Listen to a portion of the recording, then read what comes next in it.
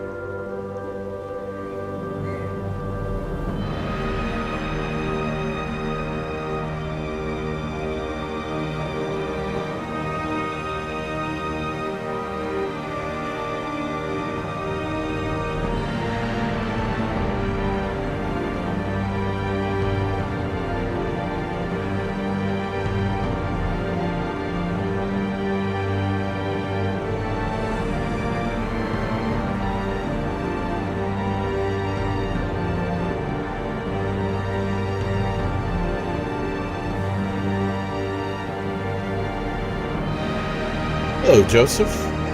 Hello.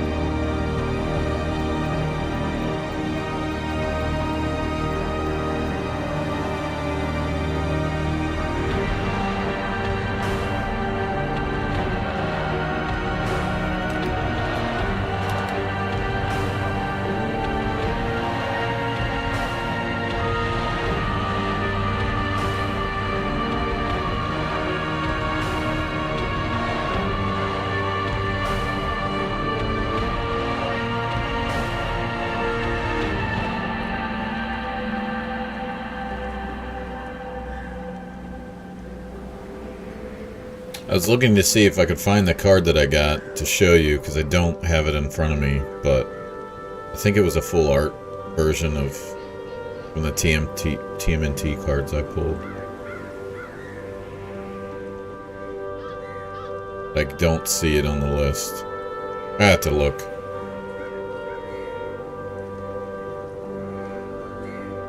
It would take me a few minutes to get them.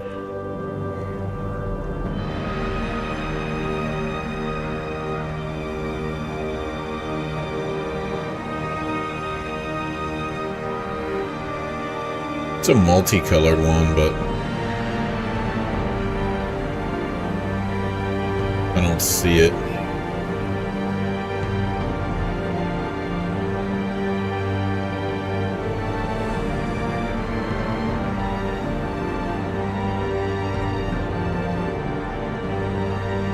Maybe it wasn't full art, it just kind of looked like it from the artwork. The artwork was a little different.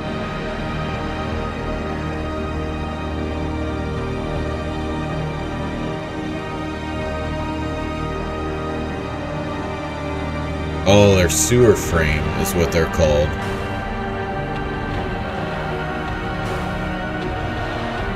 And then Borderless. One of them's Borderless. It's Don and Raph Hard Science, number 205. It was Borderless. And then I got one of the sewer frame cards.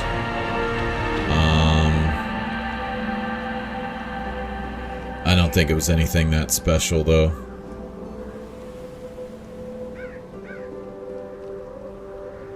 I don't know. I think the artwork's really cool. They did a really good job with it.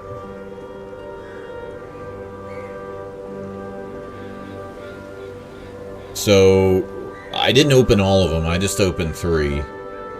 One of them I got the Southwind Avatar. That was my rare.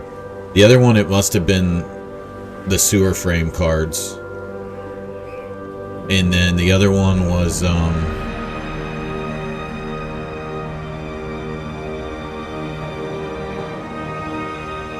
extended art. And then I got the Borderless silhouette one.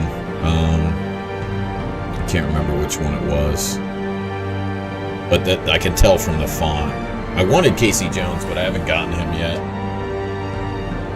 But the artwork is awesome on them. That's the only reason I bought the collector's pack. The collector's pack was 38 bucks. Thought that was a little high, but I know what I'm getting into. I only got it because it's Turtles. Like, Turtles and G.I. Joe would have been the only thing. Is it Raph and Mikey?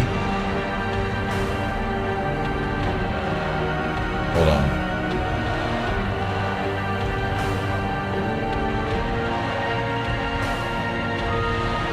Don and Raph Hard Science. I think that's what it was. Hold on. Let me just get it.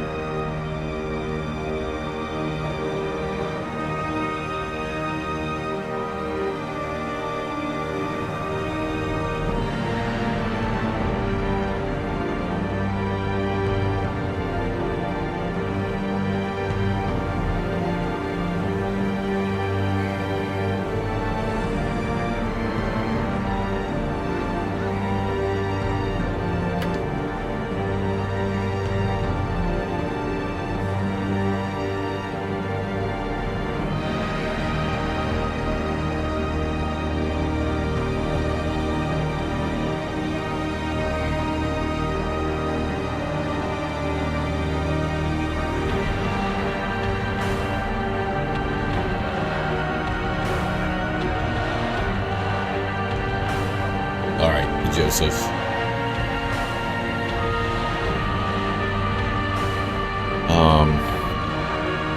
So I got one foil of anchovy and banana pizza, so that wasn't great. Kai's Technique is the sewer frame card.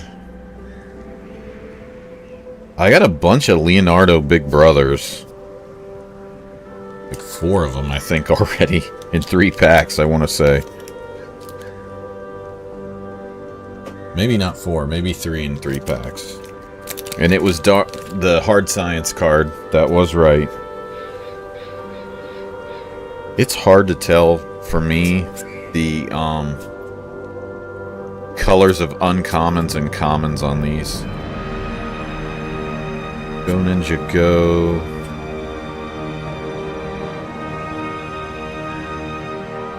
I like the way the lands look, too. Anyway, that Kai's Technique is the frame card. Dawn and Wrath Hard Science. Or whatever the Hard Science one is. And Kai's Technique is the multicolored white and black card. I'll put that in a penny sleeve. I didn't realize it was a special card. I just thought...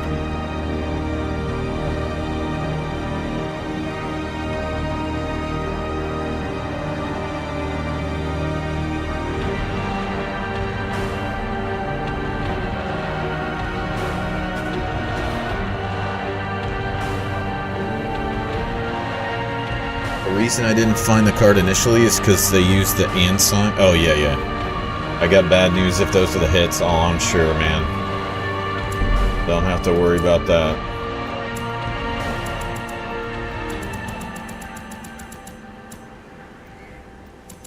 Well struck. A victory. So I have, I think, 3 or 4 more packs to open.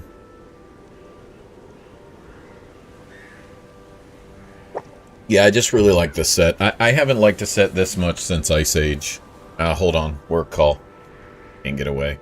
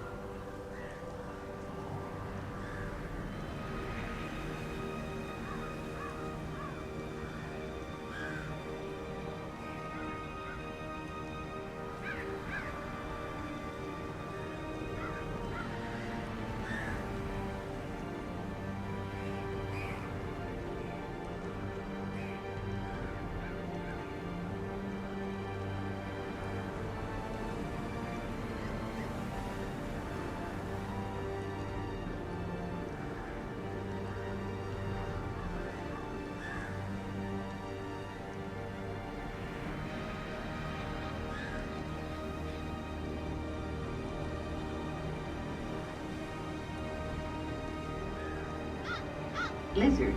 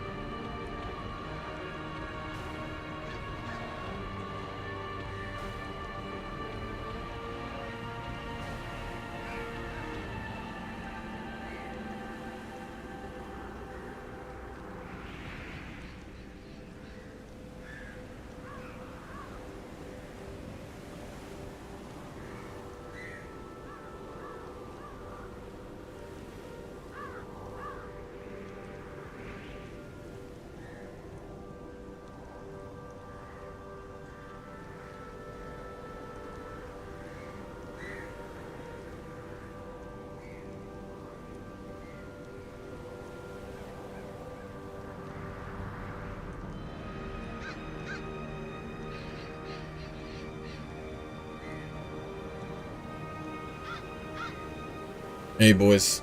Sorry. I got a work call, and it was somewhat lengthy. So, I'm glad I got that over before I started the video, because inevitably, you know, that usually happens to me, as most of you guys who've been around a long time can attest to. But, it's a long story. I don't want to get into it again. I told the story 4 times today, so let's just get on with it. So, Vark, hello. Jirachi, good morning. Hi, Victor. No, it still stings, Jirachi.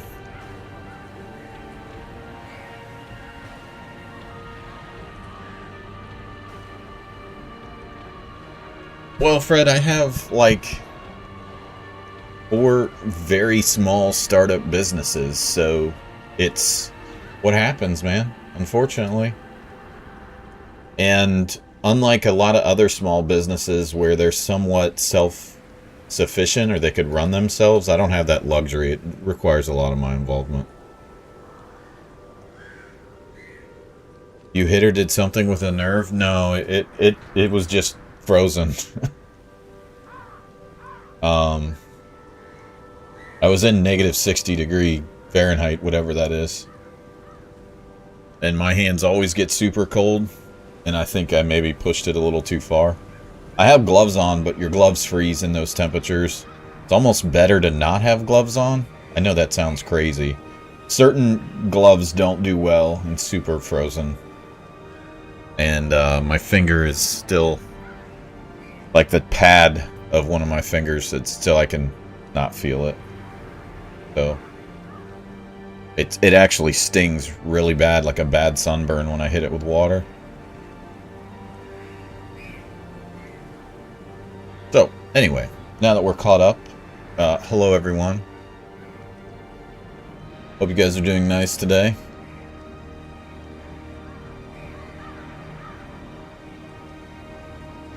We were talking through the magic cards that I got.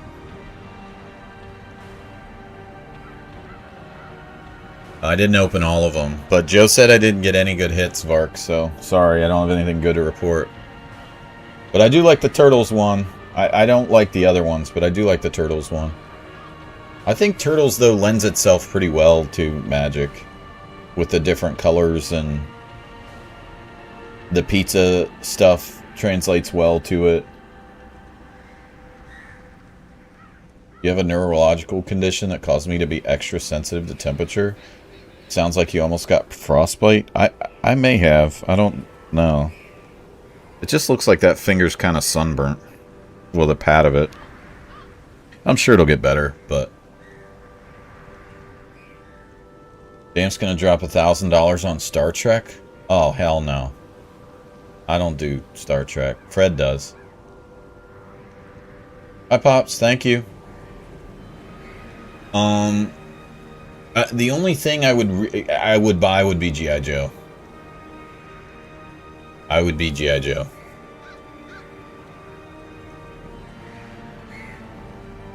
That's correct, Fred.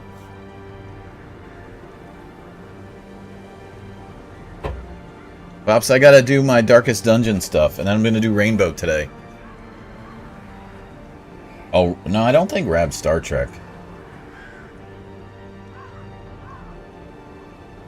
What about the Hello Kitty cards you were eyeing? No, I wasn't, but One Piece apparently is very popular, which I have no idea what that is, but apparently it's huge at the store. Rab bought the Turtles box set, Joe, but he said he didn't get shit in it. The one that looks like a little pizza box, which is super cool, by the way. Their marketing is really clean, top notch for the Turtle stuff.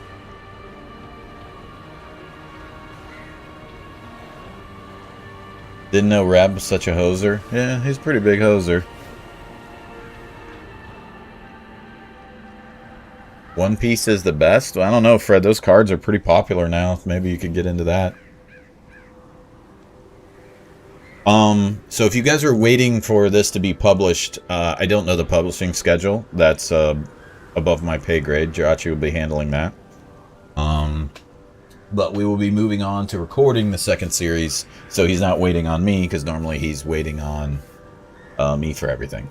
So I don't want him to have to wait on me. I am pretty motivated now. It's best that we strike while the iron's hot, so to speak, while I'm motivated to do this. I wanted to do some last night, but I wasn't doing it on stream, and I know that I kind of said I'd stick to that, so I waited. So, we'll move forward with our next episode, so I won't be as following up in chat, but, yeah, all you guys can entertain yourselves. And if you have any questions, I'll try and address them and bring them into the video. Let's try not to mute. Hey, fuck off. I think I tried to. I don't know anything about anime, but I love the Castlevania anime. I think it's amazing. If that is an anime, I don't know what it's considered, but it's awesome.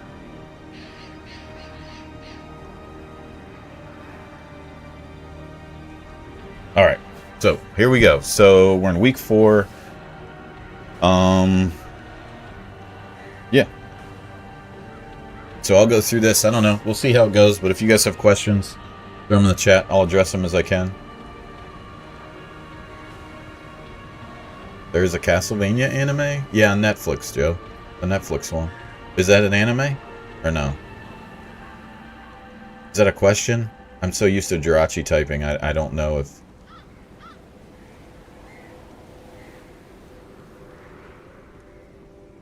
That was a question? Yes to the question? Or yes to that was Jirachi's typing?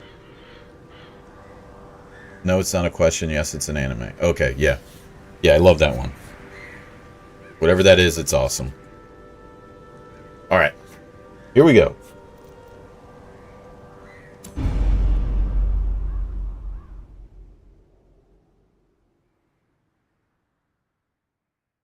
Alright, y'all. So this will be the second episode of Teaching Darkest Dungeon. So, this will be a little more about how I'm selecting people for runs and some of the upgrades you're going to do as you get into like weeks probably 6 and 7 we'll get into. Just to kind of revisit what we're doing here is we're trying to prioritize more roster space and then more options for the roster, because you really want to increase your chances to get a healer. This really needs to be prioritized more than anything, the Stagecoach. But initially, you're going to need to expand the roster as quickly as possible, because you want to have the ability to leave people on the bench so that they can get free stress heals, because you can't afford to stress heal everybody. You will go broke and you will have to start over. So, as we go into this episode, that's kind of what I'm going to prioritize is at really by week 3, 4, 5, you should be trying to find deeds and looking at deeds as you embark and trying to find a way to make those runs happen if you can. So 5 deeds here, the medium run, that's a pretty good one for us. It'd be a lot better if we had a grave robber. This is the Necro boss fight. Not sure it's worth for us to do that yet. But we're kind of looking through these and seeing what has deeds and what maybe has a really good trinket that we could utilize those. This one is awesome for the Antiquarian, but we don't have her yet. The Antiquarian is one you're probably not even going to take until a little later. I don't see the point in utilizing her early on, if I'm honest. This is a really good trinket early. The stress kills while camping is really good. When you run this, you don't even have to keep it, because he's obviously going to get more stress. When he runs this trinket, you can just leave it in the inventory and use it for stress kills. That's what I would recommend. So, I think this is probably the best option that we have. Is this one here for 5 deeds. We need to kind of prioritize that. It's also a medium run. Medium runs tend to be a little more forgiving. You get that free heal. My advice when it comes to doing medium and long runs is save your campfire as long as humanly possible. Try to save it towards the end if you can. Until you get somebody, the general rule I would give you, and this, it's hard to give a rule for this, but if you have somebody over 60 or 70% stress, it's probably time you got to camp whether you like it or not. So,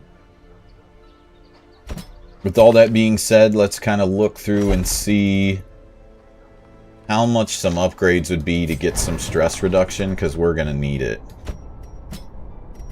So they're going to be about 1,000. That's really expensive for us early on.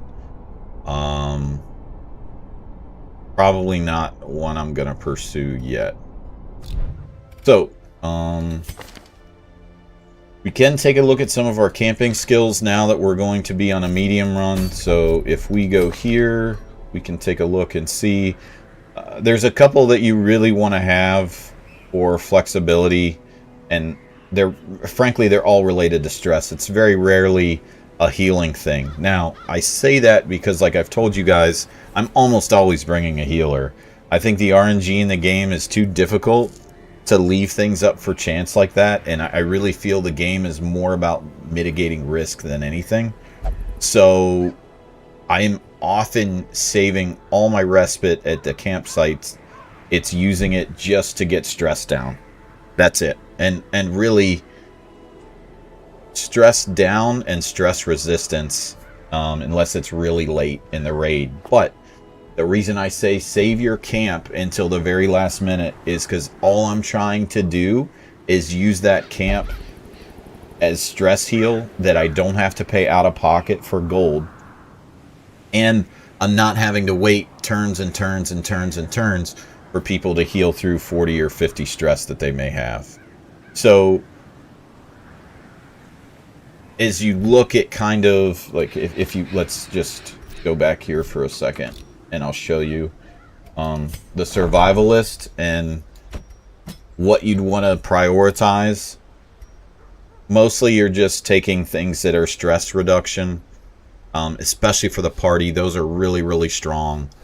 And this is the one you usually want to have for filler. For the general ones would be encourage. But at this point, you don't really get the luxury of being picky. You really don't. So since we just got a new shield breaker, that's really who I lean towards. To just bringing two and letting him leapfrog. It'll probably let us get through this pretty safely. We've got to replace him because the stress is really high. So we're going to bring him out.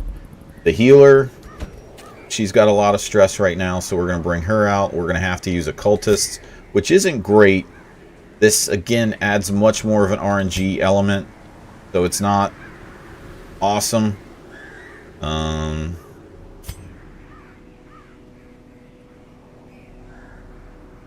Neither of these guys are awesome, but we're just going to go with this because he's got the heal. And he has too much of a leapfrog ability, so I'm probably not going to use him. But I don't have a ton of other options that are row 4. I could bring her. She's good, but she still has quite a bit of stress. We could bring double occultist as well, but I don't really need the pool. This ability's not bad. Maybe we'll just do that. Double occultist, double shield breaker. We don't have a ton of stress resistance here. I need to bring up my spreadsheet. Let's see. Let me find the link for my spreadsheet and we'll get going. A second, y'all. I need to look at the provisions.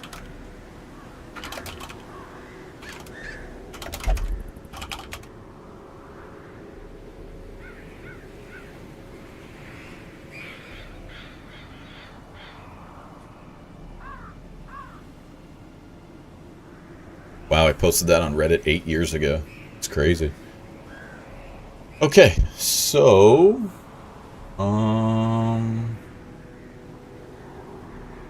Provisions. Here we go. Got it. Alright. So... let's put... since we have 14,000, I'm going to go ahead and put somebody in for stress relief, which is going to be the healer for sure. Dismas, we don't need another DPS. She's maybe worth doing, but we'll hope that she'll be able to recover a little bit.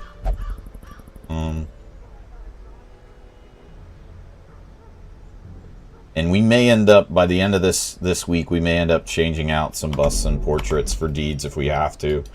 Just to help give us a step in the right direction.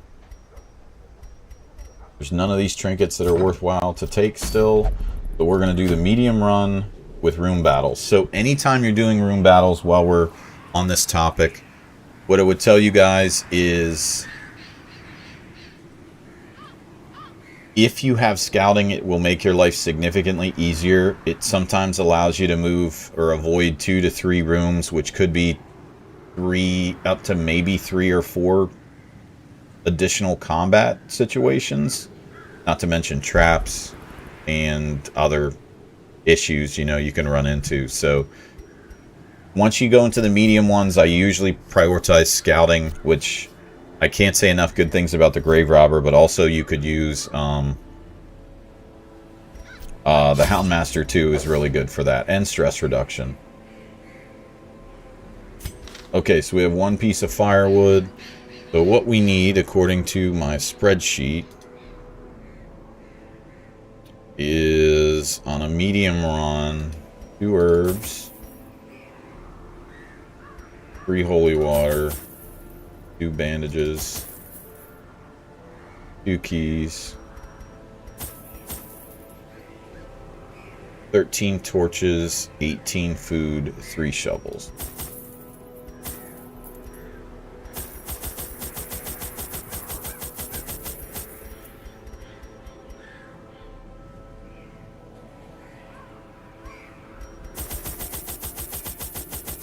And you can kind of see, like, you throw a lot of money at some of these raids if you do all of these things that are on my spreadsheet. So now, you can do a few different things. You can bring less food and offset it by bringing the herbs, by bringing more of those. The food checks can be brutal on certain runs. This is just really to help prevent really bad RNG. Early on, you probably don't have to bring the keys, the holy water. You really don't have to bring a ton of this stuff. It's just there to maximize your loot that you're going to get, and it's also there to help prevent some nasty RNG. You could bring a little less food, you could bring a little less torchlight, but because I'm trying to teach like entry level, this is the safest way to do it, but you did see the massive amount of money that we had to throw at it. So, that's our scouting percentage. Isn't great, it's just the base one.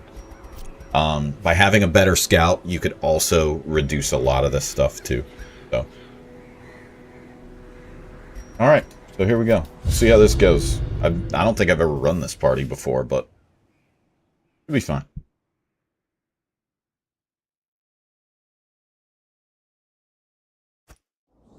The fiends must be driven back. And what better place to begin than the seat of our noble line? Okay, so with this layout, until we start to get scout checks, we're going to have to pretty much check every room because we have to do room battles. There it is. Good start. Watch your step. Okay, I don't want to mess with that because I don't have the right thing for it. And again, like I said, if you don't know, if you don't want to keep the chart up for like the spoiler reasons, my recommendation would be, like, I'm going to avoid that trap because I don't need that room. So we're going to go back and then go the other way. That might be holy water actually, but it usually pops up in here if it's the right thing. Either way, If I don't know, I'm not going to use it, and since I have Twitch chat on the other monitor, I can't have my chart up, so...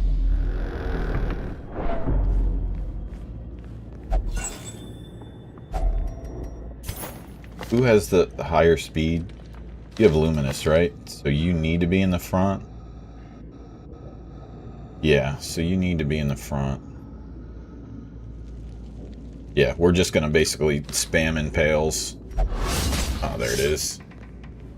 Again, this is kind of why... So we haven't even gotten in a fight 45 and 43 stress with full torchlight because of the traps. So... Ah. Good start, everyone. And this is how your run goes to shit very quickly, y'all.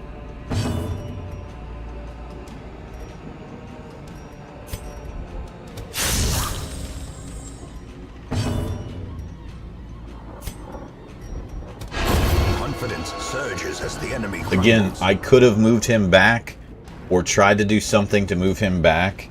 I'm not worried about that. I just wanted to do damage to eliminate that turn. So, that's why you saw what you saw. Same thing here. It's probably a little more of an aggressive move, but it's one that I'm just trying to utilize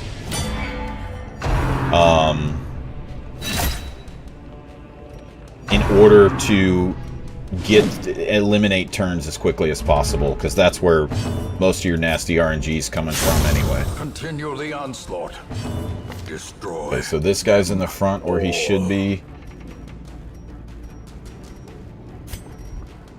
And now I am going to, since here you have 8 of 8 and you have 10 of 10, I'm just going to try to get the one shot, which we did, and now we can focus on this guy.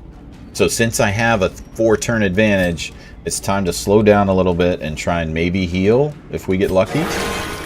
Well, that worked. That's good. And he resisted, so that's good.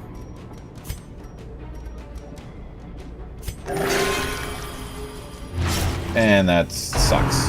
So, now, we're only going to bleed probably for... Whoa, that was a rough attack. 1 turn, but it's enough to make it shitty. Like, if you save healing towards the end with these guys, you're not going to have a terrible bleed impact because they may only bleed 1 time. Because everyone else is going to be dead, if that makes sense. As the fiend falls, a faint hope blossoms. There's 2 deeds, that's good. At least promises success. I'm mostly prioritizing the heirloom chests because I want to be the heirloom chests because I want to be able to get the deeds early on, and I will throw away gold to get the deeds. So we didn't get a scout check again.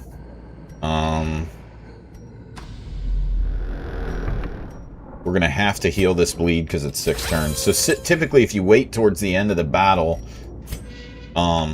it's not as bad as starting at the beginning of the battle and then worrying through the entire combat while you're trickling. Even the cold stone You can manage it a lot better out of combat is probably the best way to explain that. But this run is already pretty poor RNG for us. Again, you have the books, but I'm not going to mess with it.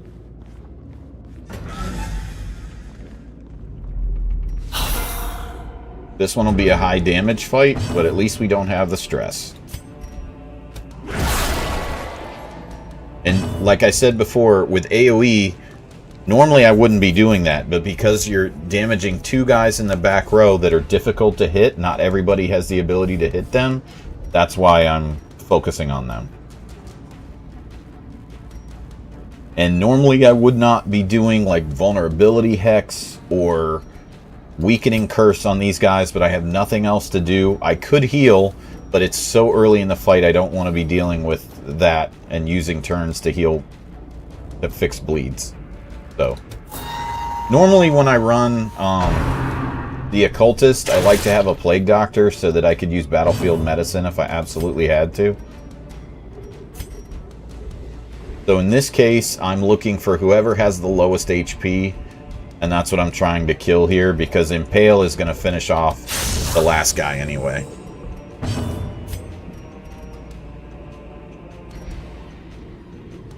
Oh, I guess not, because she can't. He wasn't in position 1, so I have to switch them next turn, so that's a miss by me. We're still going to get rid of 1 turn, but I need to start her in the front. I thought they both had Impale, but they don't. And that's just me not looking at it.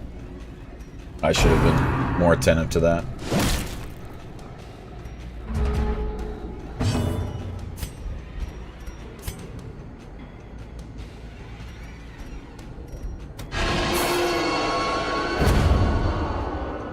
So if you bring him up to the second row, his abilities change and he can't shoot. I believe he has to stab from the first and second row. So at this point, I'm probably going to heal, but she's under half. And that's another thing you could do that would help with bringing an occultist, is just bringing a bleed resistant trinket when you know they're going to be your main healer. It's something that would help significantly. Their formation is broken. Maintain the offensive. So now we're going to focus on him because he's the lowest HP and we can one-shot. So we didn't one-shot that time, but that's okay. And now we have down to 1 turn, so we have an advantage. This is the point where we can kind of heal and get caught up. We've had some really good rolls. We're going to get fucked by something later on, because that never happens. Oh. Kind of a beefy hit. What's that? 1 damage. No, that's not enough. And there, what I could have done is kind of delayed combat. And I could have went through and said, you know, let's let the occultist get another turn. But they're not true healers. You have the risk of a bleed. I'm just trying to get out of there and get it done. So I did not want to do that. So here's where you're leaving 750 on the table. You could switch out this gold. I'm not going to do that. I'm not too worried about money. Like I said, I'm more worried about getting more deeds at this point. I don't remember what the suit of armor is, what offsets the suit of armor. It's been so long. So I'm not going to mess with that either. We're just going to move on to the next run.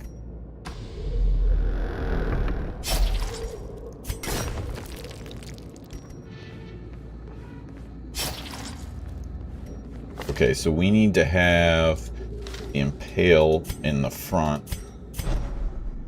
Or, alternatively, if she goes first, I have to use Adder's Kiss, which is only first or second row. So, either one of those are great, because they don't really offset each other well.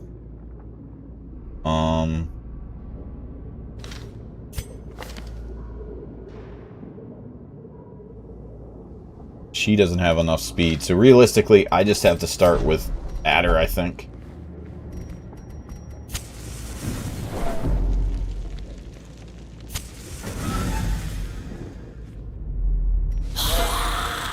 And I can still heal and get some stress reduction by camping. That's still an option, but I'm trying to wait till towards the end if I can help it. Okay, so I'm just going to mark one of these guys. Even though he may need a heal, I should, because their crits are going to put him on death's door, so I'm going to heal.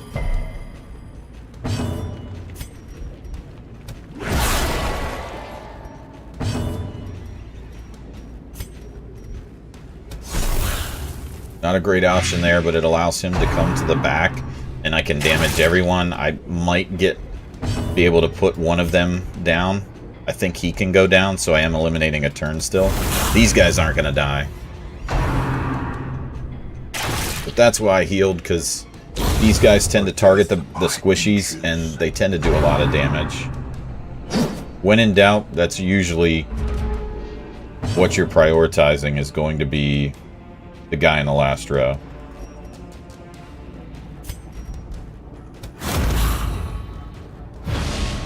There we go. Okay, so now he'll be stuck in the front to bayonet. He can't do a ton of damage, so that's good. He's already taken his turn, and we have 2 turns left, so we can eliminate him. Because he took his turn, I wasn't going to focus on him.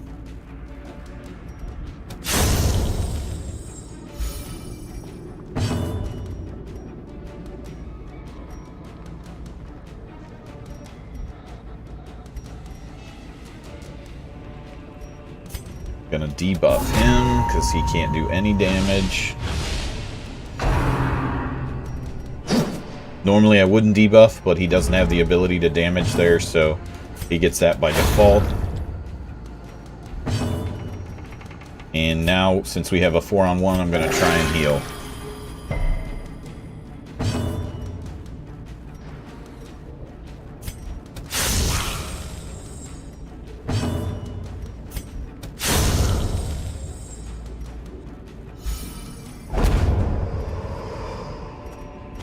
Remind yourself that overconfidence is a slow and insidious killer.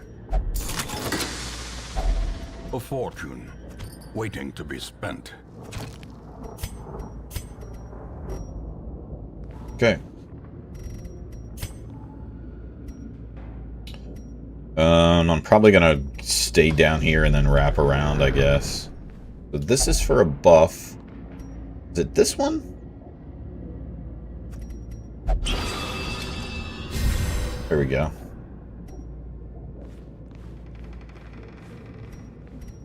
At least I remembered that one.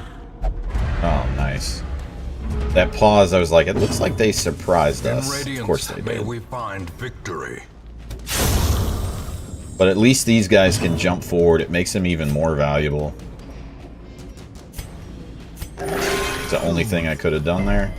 Sedated. Ah, one short. Good dodge. So, he's dead by anyone. Since this is a good example. So it's my last turn.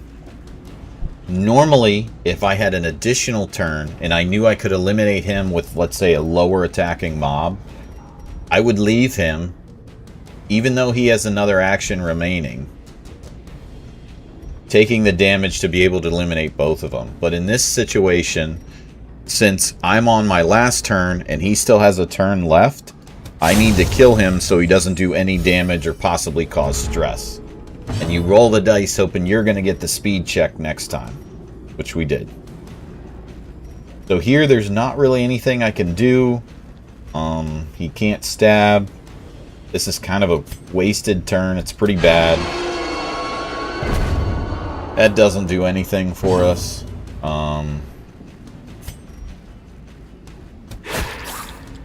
Then we have that, and then the stab, and get through there. Okay, so now we're at the point where we're throwing away gold. So you have to make a decision. Is it worth it to keep a bandage, a key? It's always worth it to keep shovels. What about this torch? Could I maybe get rid of that because we got an extra torch at one time? That's what I'm going to do. I can't really use this right now. We're pretty much fully torched, so if it wasn't early on in the game, I would never prioritize that. But for us, it's pretty important to be able to have more money, so I do need to let the gold stack. I think that's the best decision at this point. Oh, this is an ugly one. These two suck, so at least we got surprise. So here your decision is, do you do damage here? Or do you pull one of them up so that they're not able to do their move? It really... We're going to be able to probably kill her first turn, but probably not this one. We may have to pull him next turn. But I'm going to play more aggressively and just deal damage. And there we go.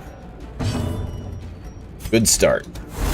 Even though they were surprised, we still couldn't do it.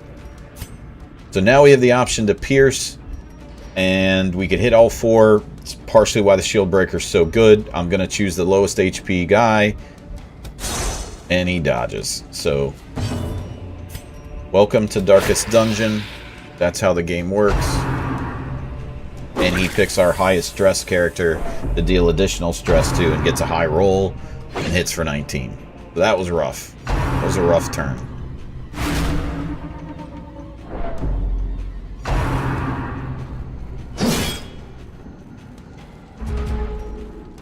But if one of the two abilities we had that missed would have hit, we would have gotten half that amount of stress. So that's why I did what I did.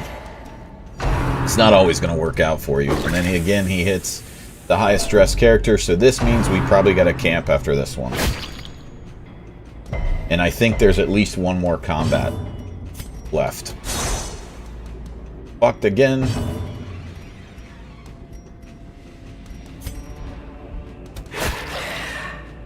I'm just going to stab the squishiest target. Be gone, fiend. That worked out, but he has the lowest stress, so that stress relief doesn't help us too much. Chi, rather.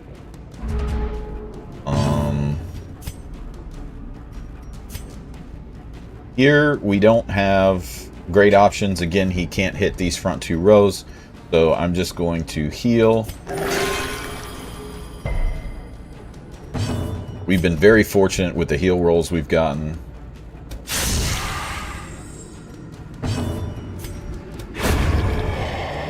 Now that the squishy's dead, we'll deal with the fat guy.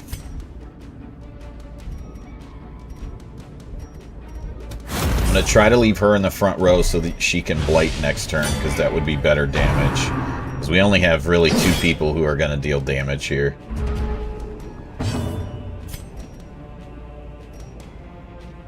Come on, crit. Hoping we get crit and it would relieve some of his stress. It did not. Go. So I'm going to use the key here. Try and get more heirlooms. Push on to the task's end. That's only 375, but those are worth 1,000 gold.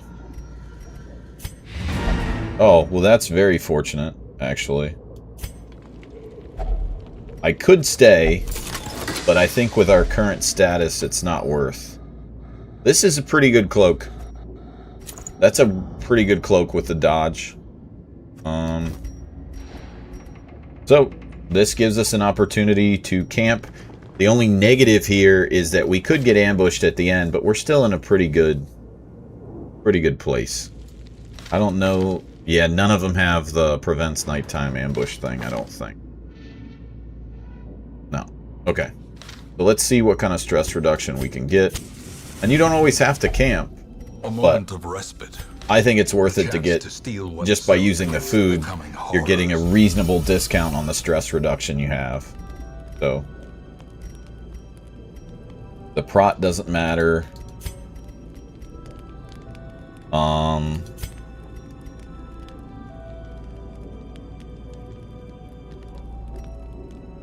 Oh, this does have... Okay, so we can prevent the ambush.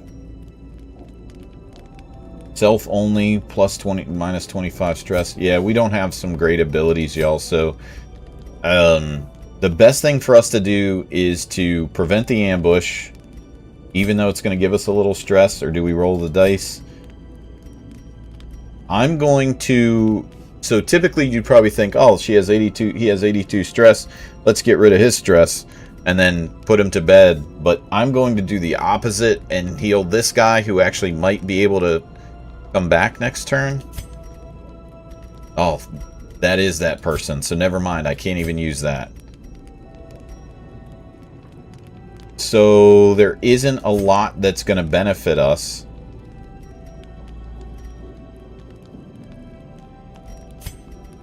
No. We can't really do anything. It would just add to stress. So I'm going to do that to prevent the ambush, because these guys are pretty much going to heal that over the course of time. Now I can heal this guy here. And that's the best I can do. So we're just going to camp. I don't see any other stress reduction, which is the only thing we would want.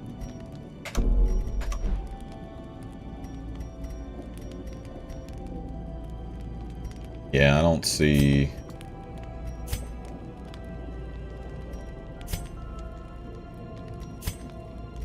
I don't really see anything else that's worthwhile.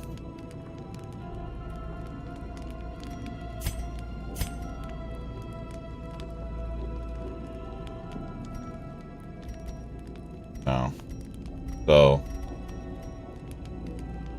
the Sandstorm. I guess we can just use these to use them. The wounds of war can be healed, but never hidden.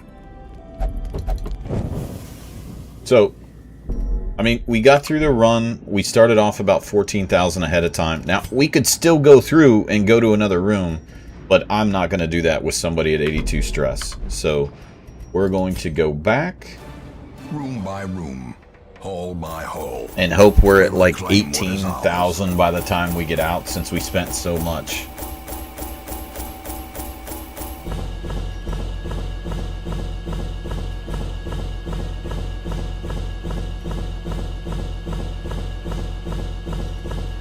Really, the deeds are what we want, mostly. That's not anything important. Natural Eye's okay. This is terrible. So, this guy right now, you know he has a terrible quirk. He's got a shitload of stress on him. Yeah, he's level 1, but he's gonna get fired.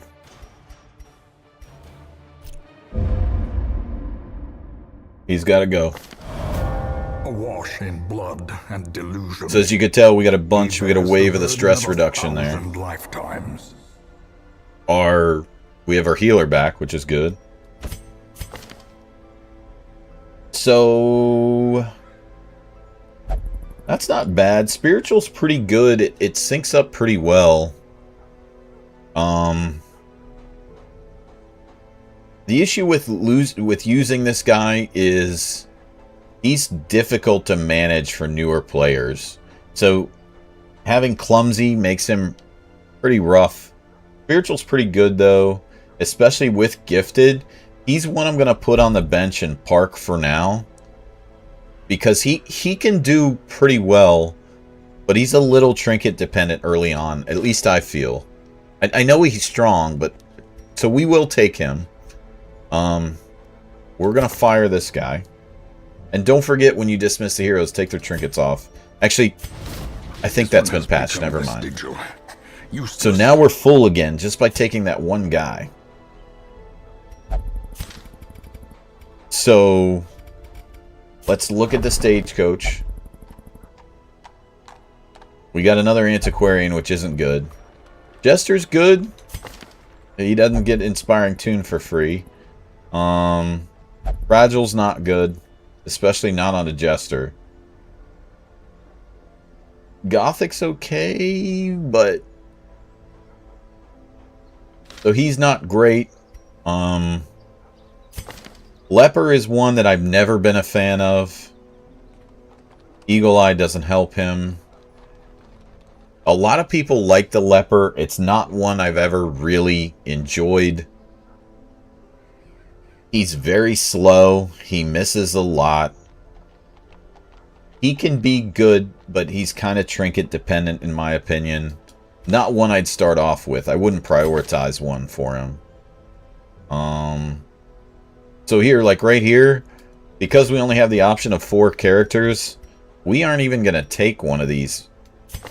I might take the Leper, but he doesn't deserve a spot necessarily any more than some of these guys. You know?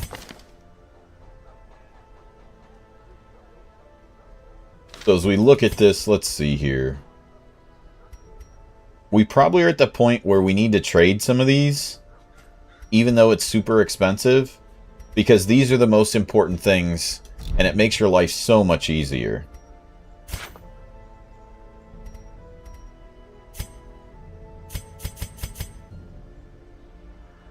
So 10 for 6. 15 for 10. Pretty brutal. I think I'm going to trade portraits, though, because I'm more worried about... What you need to look at as you're considering trading trinkets is you go in and you kind of look like, okay, this needs deeds. You don't really need these right away for weapons, but it does help later on. You look at the guild and you go, this is probably important because the skills are really important. You need to be able to pick them. You don't want them to be too expensive. So the guild's important. You need to pick one place for stress relief, but eventually you're going to need to get rid of your quirks. It's just super expensive early on. So the quirks need busts. So if you choose this and you want to upgrade the Abbey, you're like, okay, I got to use busts for this. I got to use busts for this. I know I need to use portraits for this, but I don't need too many. You're probably trading portraits and maybe a couple busts in order to get the deeds that you need. So if you look at the trade ratio, 5 portraits is 6 deeds.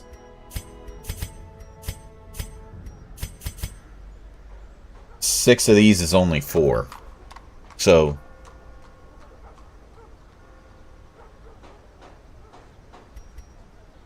now we have more of them. So there is something to say for that. But I think we're trading portraits for the most part, and then we'll build them back up. So I'm going to trade 10 of these. Still will give me a handful left. So then we move up to 24 deeds. And we'll trade busts at this point. Just a few of them. 10's probably good. Enough to get us up to 30 for deeds. So now what we need more than anything are going to be the crests. We have enough to kind of get us through.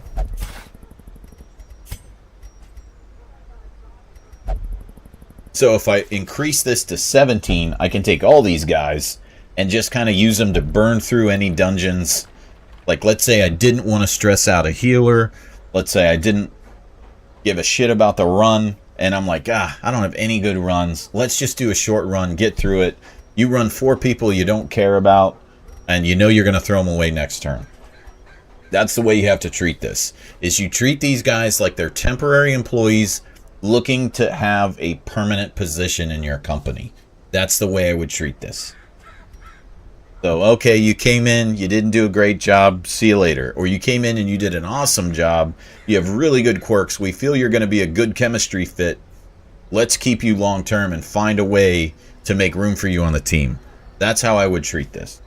So, let's look back. Hero Barracks. At this point, we aren't going to be able to do everything that we want, but we can increase this to 5. That makes the most sense. Increase the roster. Take 3 of these guys that aren't great, or even 4. And what's going to happen is we've kind of taken all of our trinkets. We can't upgrade the guild yet, but that's okay. We're going to need some more of the crests. Perfectly fine. For now, what we did is we've set ourselves up for success next turn, which is probably more important. So just take all these guys. Power in the blood. For those with the And again, the more people on your roster, the less money it is for stress relief. You can leave people on the bench for weeks at a time, and it doesn't hurt you too much. So, for the people, let's go to Embark, put these people back. Without even looking at what's available. We are going to need to look at stress to see if anyone needs stress relief. Dismiss, we don't need him. He can sit on the bench. Most of these other guys are kind of the same way. 1,000's expensive, as you can tell. We only made really 3,000 last run. So maybe we do a super cheap run where we risk it knowing that the guys are not going to be great. And that's what we do. That's what you could do for sure. I'm just going to keep going and do my usual thing. But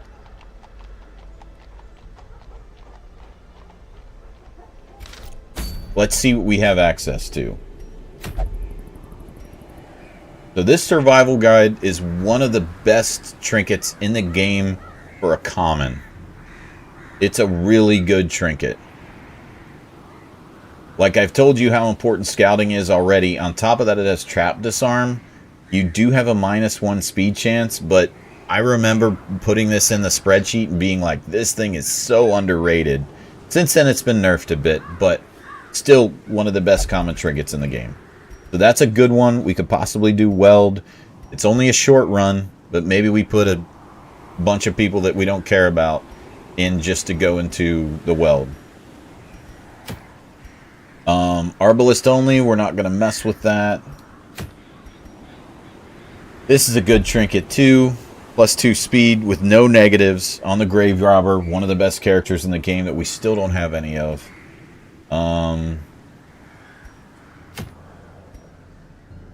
Courtyard I'm trying to avoid for now. We'll go into this a little later on. I'm trying to avoid these. And the reason is that not everybody has that DLC. So, Cove, not so great, but they do have deeds. That's to be considered. Book of Relaxation is pretty good on tankier characters, frontline characters especially. On your more dodgy people, it's a little more of a minus, but it's a decent trinket early on for sure. Medic's boots for healing. I never use the Musketeer to heal. We don't even have one yet, so we don't need this.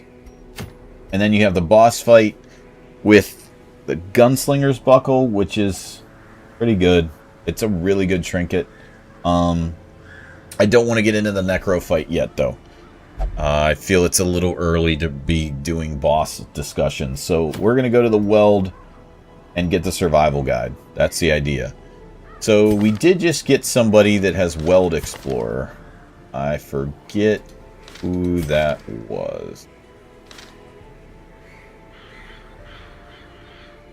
But you?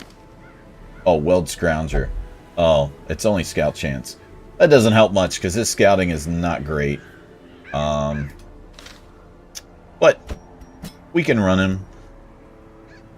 We won't try to bring like an A team, but we can probably bring him in slot 2. So here's the issue that you'll have with these guys is in places like the ruins, they don't do well because they're bleeding the back row. That does not help you in the ruins. If you're mostly worried about hitting the front 2 rows, it kind of stinks. So, yeah, it can be brutal. But we could bring these 2 because we know, and then maybe bring.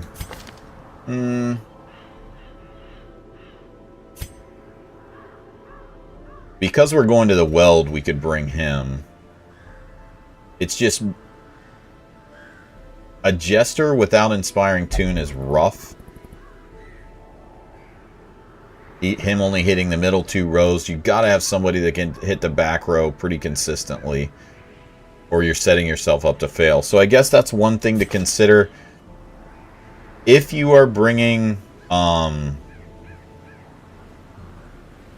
if you're bringing people into your party, you really want to make sure you can check to see when and if they can hit the back row, the 3rd and 4th rows. If nobody can hit the back row, you're making it really difficult on yourself. It's going to be really hard.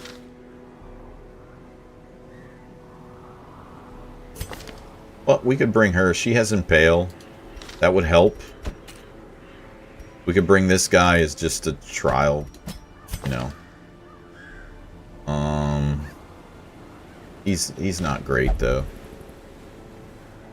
I only really like to bring 1 weak character. It's hard to carry 2 or 3 weak characters.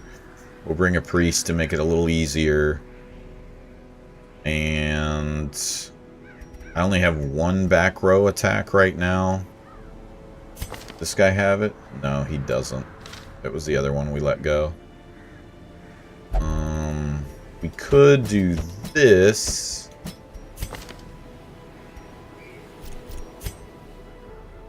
And she has Luminous, so she'll be able to Iron Swan.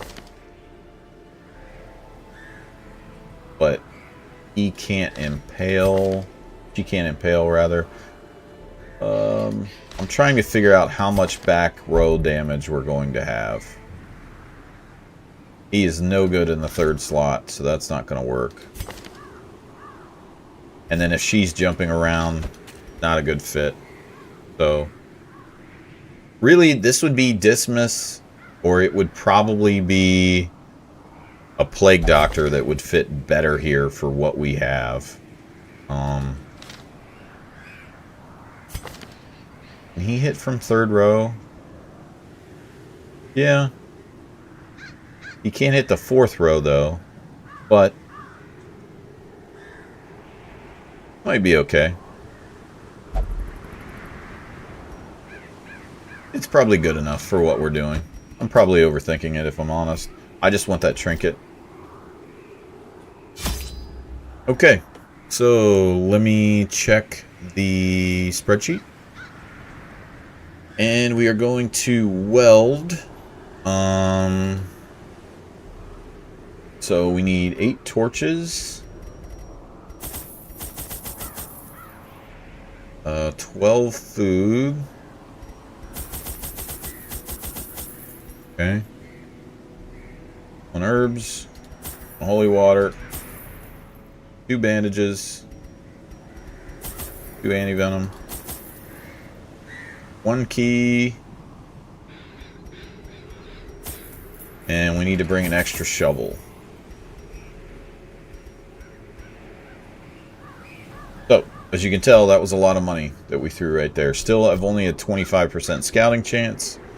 So, here we go.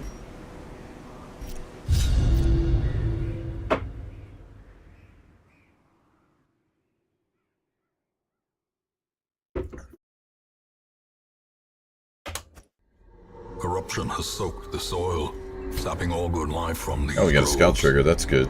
Let us burn out this evil.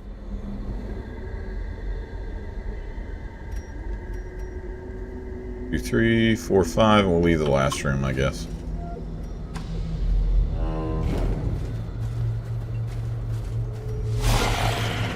Dags. So the third slot's where the stress threat is, but these guys dodge, and they can be annoying as hell. So, stunning here would probably be a good move, because we're still doing damage. That's what I'm going to start with.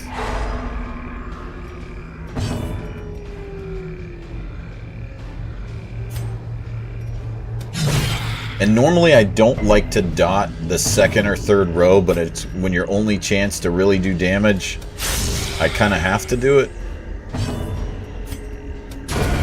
So it took all 4 attacks to just get rid of that one. But she delivers stress, so I didn't want to deal with it. There it is. So let's talk a little bit about rabies. Rabies can arguably be one of the best diseases to get in the game. And I was like, I bet we get rabies as soon as he attacks. And of course we did. But it can be good if they have good quirks. Accuracy is one of the easiest things to offset in the game. A lot of trinkets do that. So don't just dump rabies if you do get it.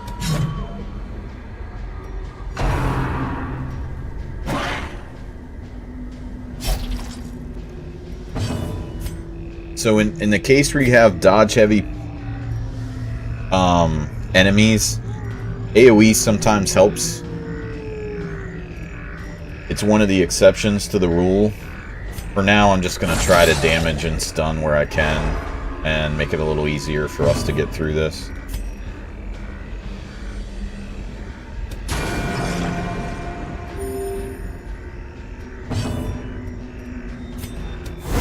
There's the AoE just to finish him. Give them no quarter.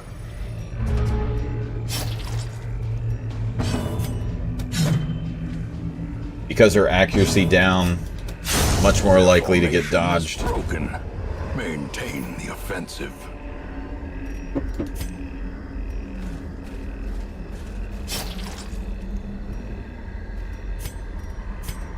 I'm leaving her in the front because she has the highest speed and she's going to be able to use Iron Swan, which is important. Oh, that was a good bag. Nature herself. That's why you're bringing an extra shovel here. Spreading corruption, malformed with misintent. Good trigger for us. In this situation, I'm just going to try to damage rows 3 and 4. Luckily, that stun is very helpful, but we're really more worried about these two. in the back. Because he's stunned, I'm prioritizing the other mob first, so we don't interrupt that. But I'm still going to deliver damage where I can, because she's going to need to die next turn anyway.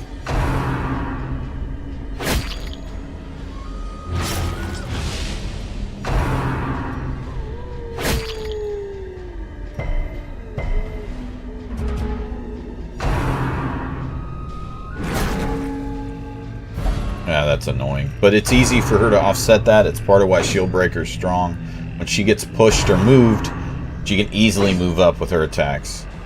But she doesn't synergize all that great with other characters because of that as well. Certain characters aren't great with movement. Continue the onslaught. Destroy them all. This is, again, the accuracy problem that we're going to have with her. It's just part of what it'll be, honestly. I mean, she doesn't have any trinkets, so early on, rabies is brutal. But eventually, it turns out to be a really, really positive disease, if there is such a thing.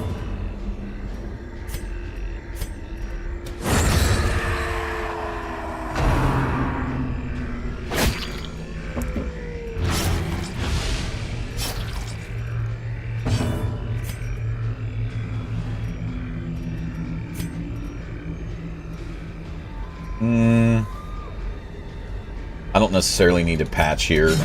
We can fix that eventually. I'm just gonna heal through it, I think. I'm just gonna spam heals on her.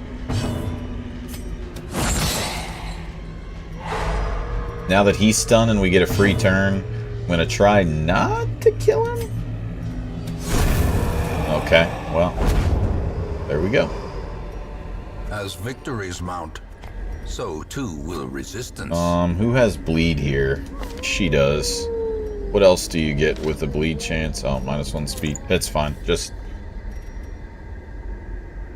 probably that'll work.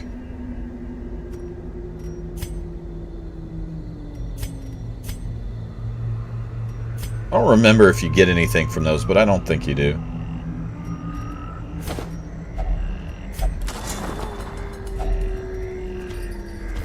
That was a pretty good tent.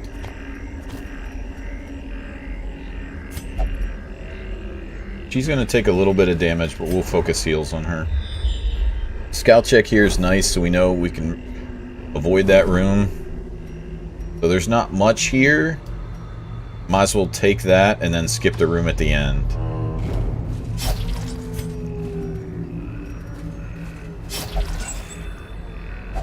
Wealth beyond measure, awarded to the brave and the foolhardy alike.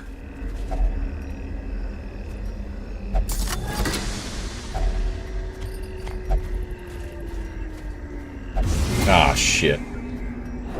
I didn't even see it. Traps lie in wait, That's my, sprung and thirsting for blood. piss poor eyesight coming through there. Alright, so we explored that room. Let's go back.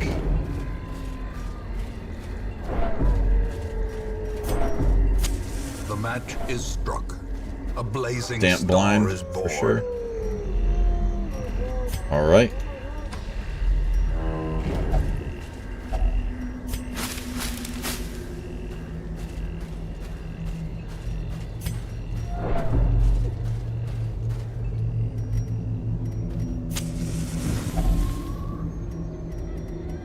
So I could dig this up, but I think I still need the shield to get through, so I'm not going to dig that one up. Okay, so this same basic thing. We're going to work on getting these two guys down, but this one's the bigger problem.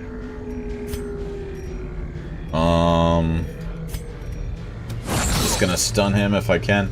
Stun's extremely strong with him early in the game. Most mobs have a pretty big problem with it. And she's not allowed to damage right now because she's so far behind in heals, so we need to get her caught up.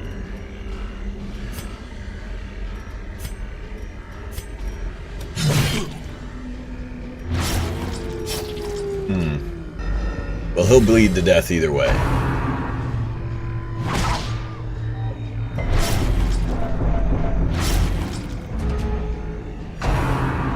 Jukes! Ugh. Confusion, nerves, and panic. So in this situation, we know he's going to basically bleed out. I can blight to do a little bit of damage because he's not blight resistant. Or I could stress and heal for a few. I'm going to just damage to bring it forward on him and let him tick while we're dealing with this other guy.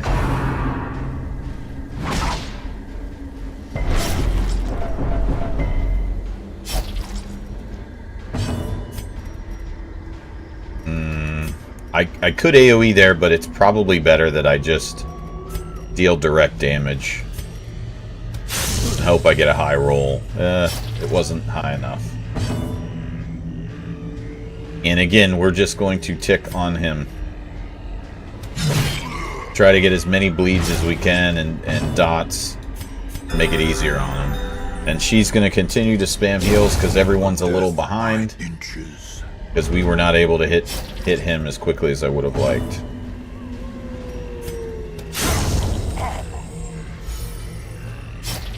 Now that we're ahead, we can focus a little more on healing, so I'm going to let him heal himself and stress heal.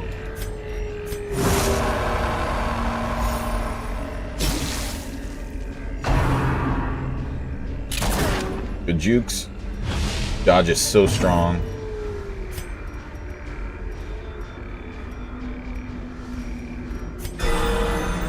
The reason I chose her there is she only had 11 HP, which is like critical hit danger zone.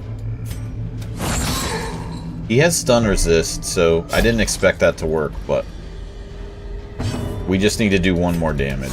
Alright, that's enough. 1600 gold's really strong. And this is a pretty good one too. For early on, the dodge is great and the trap disarm chance is helpful too. So we're going to definitely take this. At this point, let's eat this food, because it was kind of a bonus. Take that, and then we're going to unlock this if we can. Okay, yellow. It's a trap.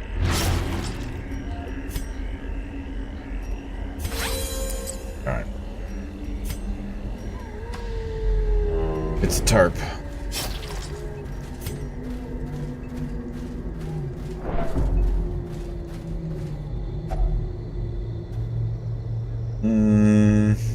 Again, I don't remember all these, y'all. I'm sorry. I think this... I don't remember what that one is. So, when in doubt, don't do it. In Radiance, may oh, this one we need to grab. Is it bandages in there? Might be. I don't know. Okay, so we're going to have 2 more fights, it looks like. But I'm glad we didn't use our shovel, because like I said, you need to bring an extra shovel here when you come. The way is lit. The path is clear. We require only the strength. Want to try bandages? Nope. Nope. Anti-venom? There it is. If only treasure could staunch the flow of otherworldly corruption. Ugh. Hate spiders. Back to the pit. These guys are very dodge heavy. So it's going to be really difficult for her to do anything because her chance is so bad. So when you have that situation where somebody has rabies, you're looking for something with the highest possible accuracy base in order to do anything. So let's just try this. There we go. At least we know she could do something. Otherwise, she's just missing.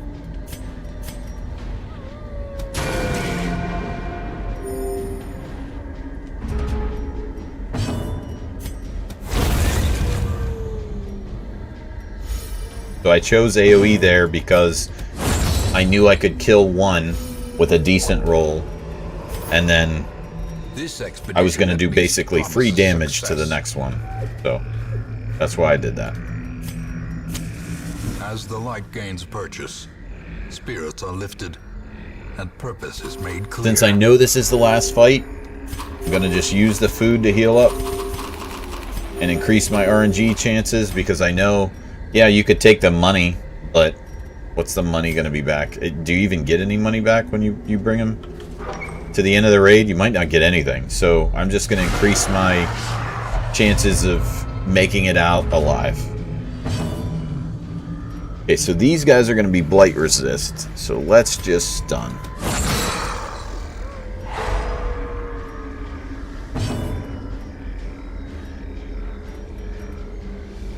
That was...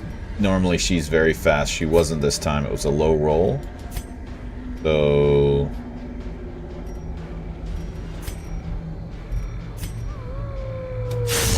I'll focus this one down. Hope for the best. Get rid of one at least.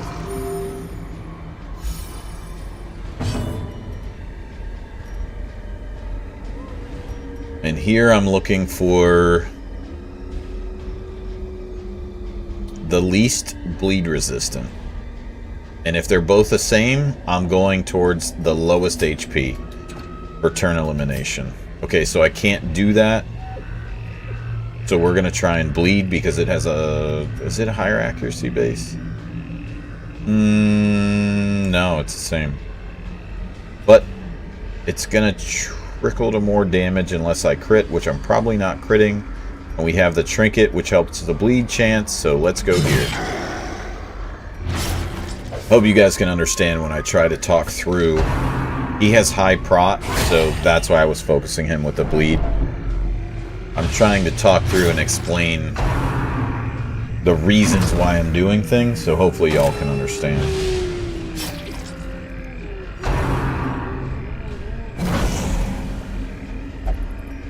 F. Good lord. They just focused him down whether I liked it or not. Okay, so who am I stunning this time? Same chance, so I guess I'm taking him out. Because we need to bring this back.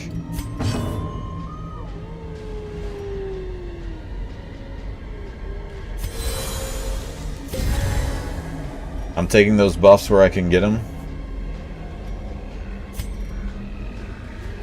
And I need to try to hit the back row. So that's why I did what I did.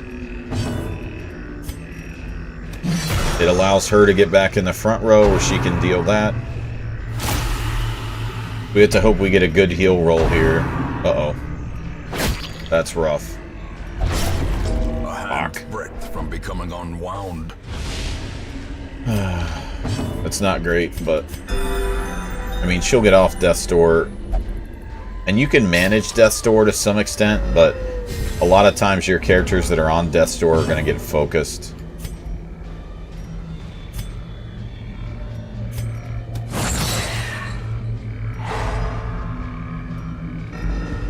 And it's not the end of the world. I mean, we made it the whole thing without bringing like a super party, you know? But, like I said before, good thing we healed before we did this or she would have died.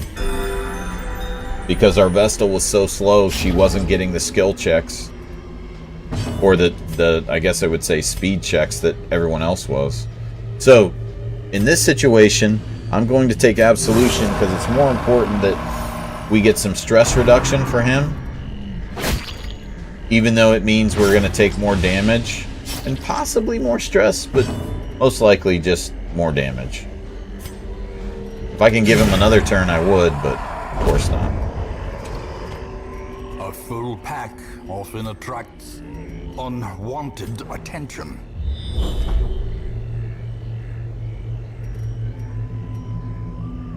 So we need to still do this last one, it looks like, because it's room battles.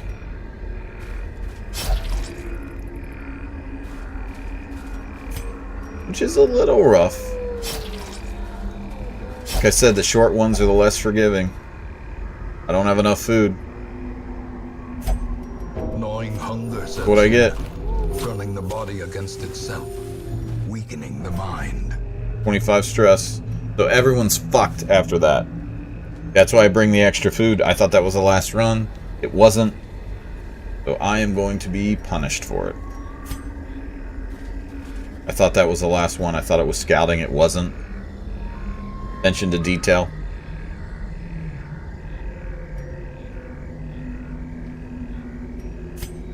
Who needs to go first? Speed 4. Yeah. So 5. There we go. Ugh. I did not want to see that. Thank God they're surprised, but even then.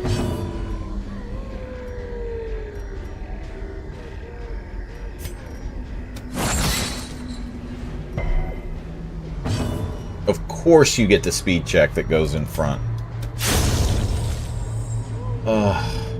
That ruins the rotation so badly. Ugh. She's gonna have a hard time with spiders. Ugh. We might lose the shield breaker here. Which isn't the end of the world early on, but the spiders are like one of the worst mobs to manage through. They can go on a streak of like 10 dodges and 6 crits and stuns very quickly. Like half our team's stunned right now. They'll be taking 3 turns instead to our 1. Oh, 4. It's so easy for them to... Like I said, that was my last death that I had in the game.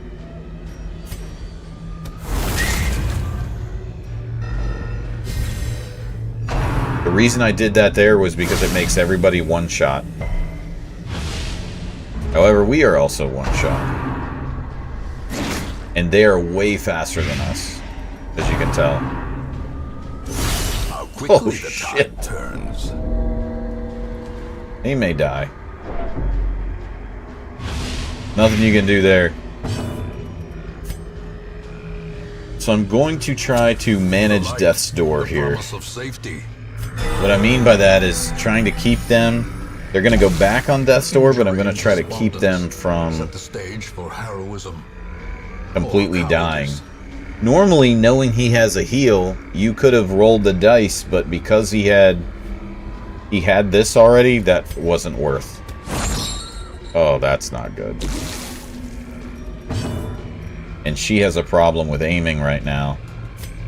So, we're gonna do that because it's what she has the most aim for.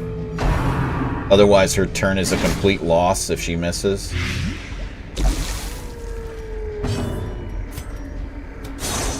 Fuck. Perched at the very precipice of oblivion. This is awesome. Oh, that's so good. Thank you so much. It's gonna be my next death.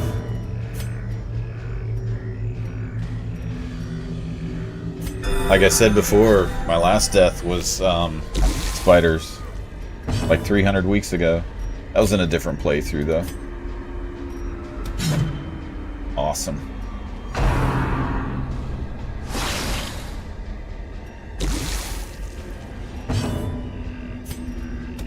.95 accuracy base that's been dodged 3 times.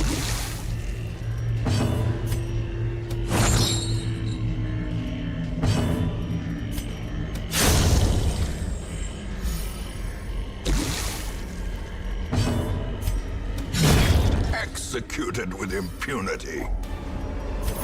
Good lord. Seize this momentum. Get me out Push of here. on to the task's end. Well, we got our trinket book, Driving out corruption is which is all I wanted, but one that at what must be cost? fought. So like I said, that's why I didn't want to bring a lot of people that were really good in that run, because it was a short run, and I knew it can be brutal. So at least if we're losing people, it's people that we don't need to keep.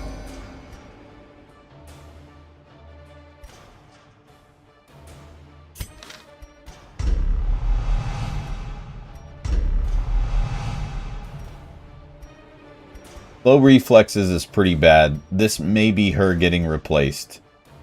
Rabies early on is not good. As you guys saw, A fresh irritant to some. A sanguine memory. she missed a lot, and that's brutal early on if you're missing. So she single-handedly caused the run to really take way longer than it should have.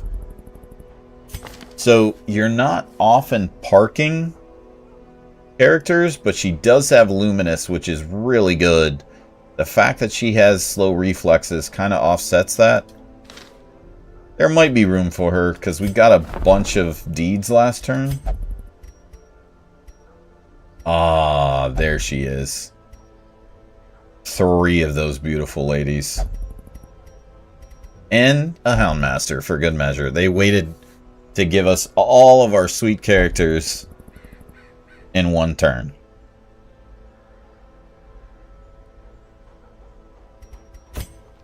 So, let's see here. Do we go up to 21 or do we increase the network? At this point, we probably need to go up to 21.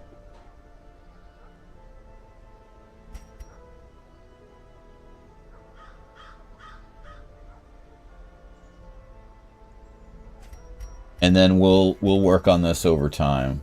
I think this is a better fit here. More people is better than, because you can use them for stress reduction. And then you can pick and choose through 5. That should be fine. Okay, so we have enough room for 4. So unless he's really, really good, which he's not, he has low stress resist to human. That's enough to not take him. Then we're taking all the scouting characters. As I told you how strong they've been. I've been hyping them up the whole time. And on top of that, we now have Survival Guide, which is really, really good. We have the Whistle for when we bring the Houndmaster, which is really good. Early on, it's really good. You know, it's not permanently awesome, but...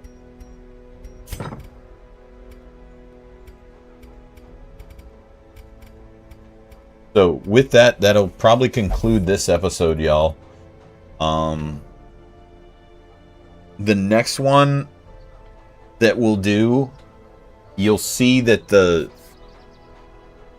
focus on where you're spending your heirlooms is going to shift a little more to guild to begin to get your combat skills up. Because your roster's so big, you're able to psycho people out and basically get stress resistance for free. So that doesn't become a thing. You can see now that we'll begin to compile a little more money, and money will become less and less of an issue, which allows you to be more particular about who you bring in your raids, and having more of a skill rotation. But remember when I said to prioritize healers in the last episode? We have 1 Vestal.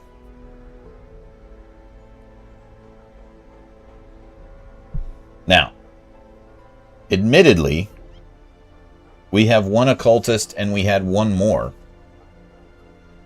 But you have 1 Vestal. And we're in week, what, 6, 7 probably? So keep that in mind when it comes to what am I going to prioritize on? Who do I make a decision on? Anybody that can heal, try and save them.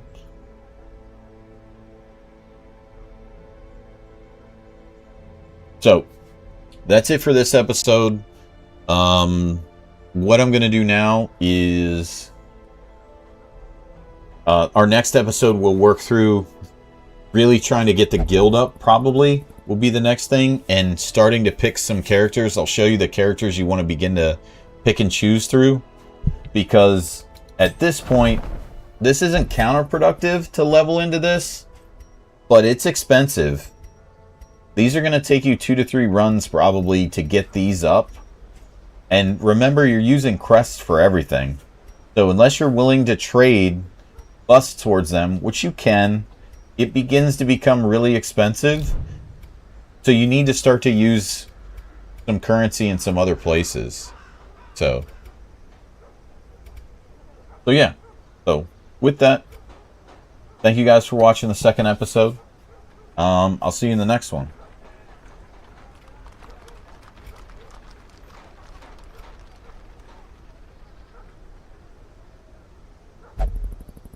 All right. Sorry, y'all. I saw a lot of you guys had messaged, and I didn't want to not pay attention to you, but I think, Jirachi, I'm going to try to keep them like 30 to 45 minutes. I think that's probably best. Rather than having a huge long episode, maybe 30-minute episodes, and we'll make a playlist. So I needed to go to the bathroom, and I wanted to take a break. So it's probably best if I do it in 30 to 40-minute segments rather than whatever that was, an hour probably. Just too long. So probably 2 to 3 runs is perfect. Maybe 2 runs. 3 can be... That can be... 3 runs could be an hour and 50 minutes. Like, the runs themselves are kind of long, so... Hey, Fawn, nice to see you, man. Hope you're doing good. Hi, Math. Yeah, Vark, I thought it was the end of the run, and I read your comment, and I was like, oh, he said it's the end, too. And then I was like, holy shit.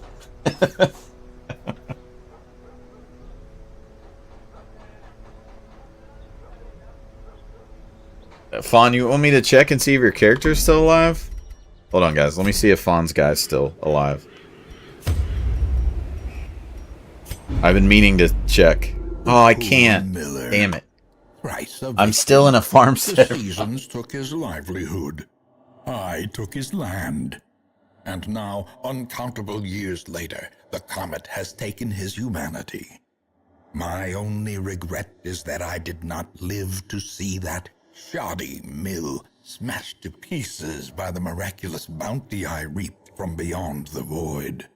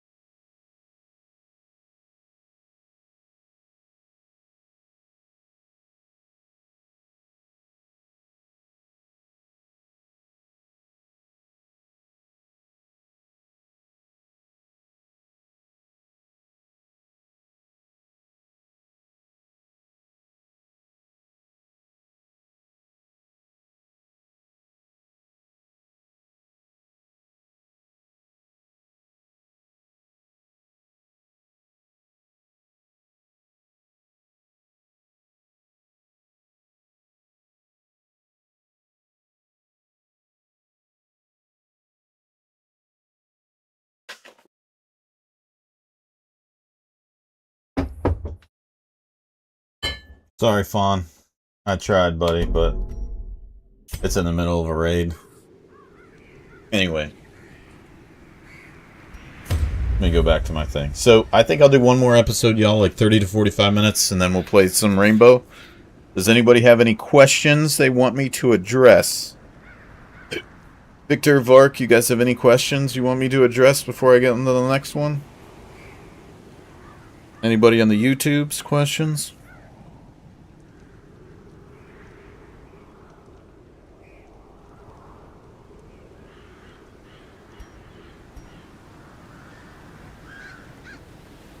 Fred, I'm sure shorts would be better, but I can't make shorts for this game. It doesn't make sense. What's the meaning of life? Well, I can't answer that, buddy. They do what makes you happy, and life's too short to not have fun. If you're miserable your entire life, what's the point?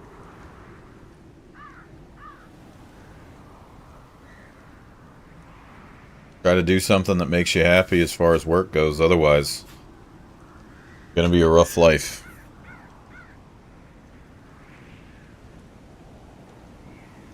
Now, that might mean you hate your job, but you get a lot of money, and you could use the money to be happy. But outside of that, I would say do what makes you happy.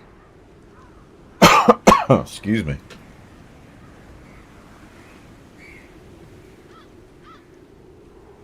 I have 0 questions about this game. I was here for seasons 1 through 9 of DD tutorials. Okay.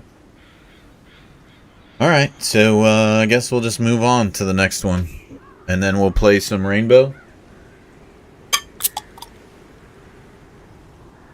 Matthew playing Rainbow today? I was on the farm earlier. Just our timing on the farming hasn't been great.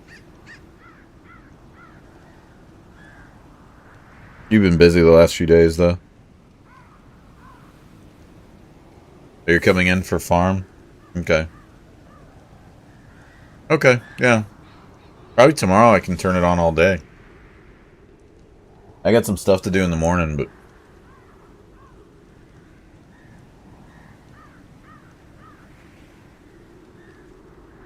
I have nothing going on until Wednesday. Okay, spelled wrong. I can come in after work tomorrow? Okay. Alright. Well, let's go to the next episode. We'll do a couple more runs, y'all. And I think you're right, Jirachi. We'll keep him to 1 to 2 runs and then move on to the next one.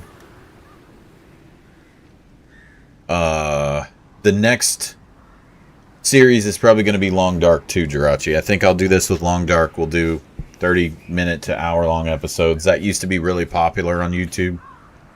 So maybe we'll try that. I think they released the last patch for it. For the DLC that I bought. Everyone seems to love the Long Dark, like watching it.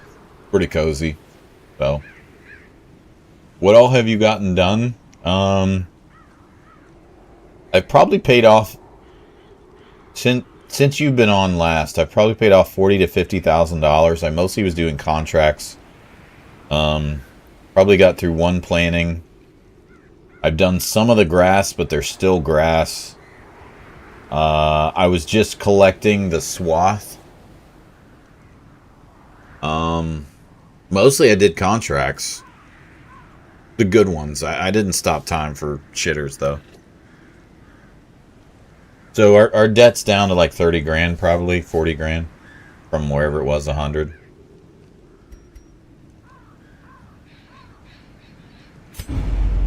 Okay, so here we go. Here's the next episode at 2:08.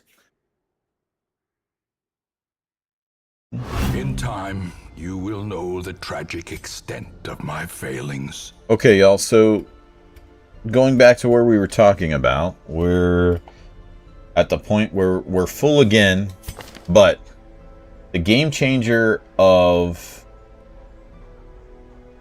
the game, in my opinion, is when you start to get scouting.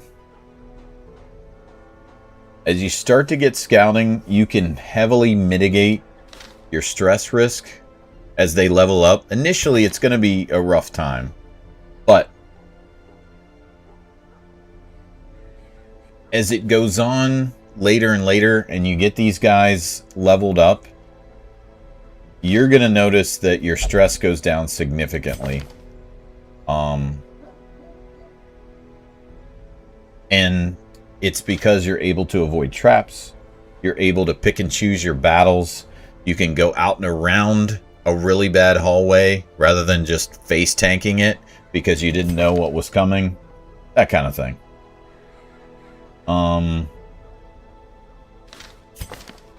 So now that we have some scouters, we are going to do another run. Let's see, what's he have? Quick draw. They're not that good. The Antiquarian, though, is not awesome early on, so I don't need to keep her either, but neither one of those are great plays. So we're just going to do a couple more runs, and then as we go on, we're going to start to upgrade some stress reduction and the guild are going to be the next two steps, really. Now, because of the event that's in town, the mosquitoes, the stress reduction is not going to be good this week. And because of that, I'm not going to pay for anybody to go because money's tight. So, what we are going to do is probably run Houndmaster. We're going to run a healer. But again, look, we only have one. We're probably going to still run a healer. Does Gordon have... No, Gordon doesn't have Inspiring Tune. Clarinel doesn't have Inspiring Tune. So we might not be able to support a healer. Not a true healer, at least. We could run Mary, the occultist, and we're probably going to have to do that. So even knowing that our stress reduction's kind of nerfed, I'm still going to run this and pay 1,000 because we only have one healer. Normally I would not do that, but... Okay. So, what we're looking for ideally is medium scout runs. We don't have any of them.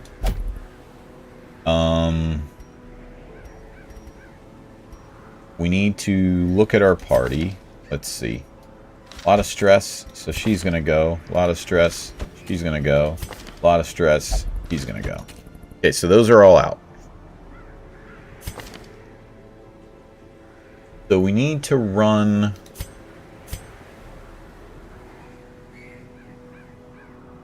Gallows Humor is really strong if we do a medium run.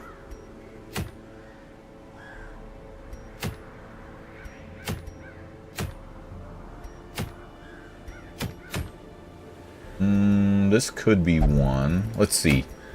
What do we have as far as trinkets? Not negative. Well, that's not bad. I'm again trying to avoid Courtyard and Farmstead because probably not everybody has them. Cove is too strong for us. That's a yellow. Book of Rage, not good. None of those are deeds either. The leper only trinket isn't probably as good as the warrior's cap for us.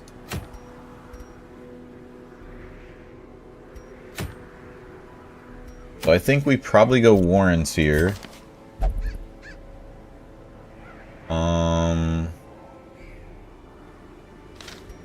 It's a short run, so I don't want to use her for that. But she's not going to be able to use the camping skills, which is where that particular grave robber excelled. But we will allow her to have the survival guide. And we'll put the occultist in the back because we don't have enough Vestals.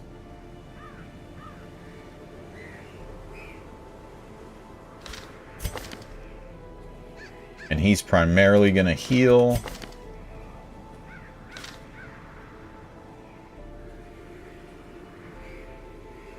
And we're really looking for people that are not stressed out more than anything. So Hound's Rush.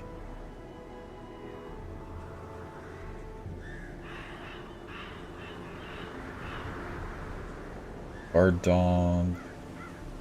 Elfeel. This could be good. That could be fine. And he has bleeds. And he has bleeds, so maybe this will work okay?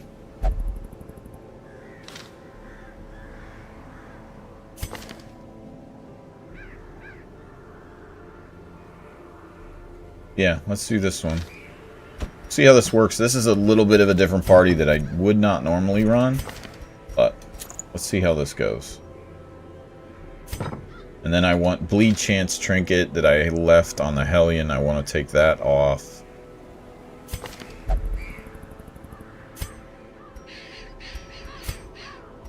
Yeah.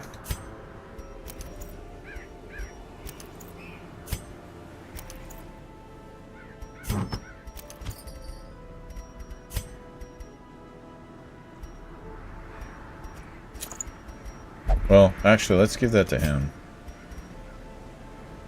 He's already -1 speed. It'll be -2 speed. I mean, there's worse problems, I guess, to have. But not great. The bleed chance is probably better for him.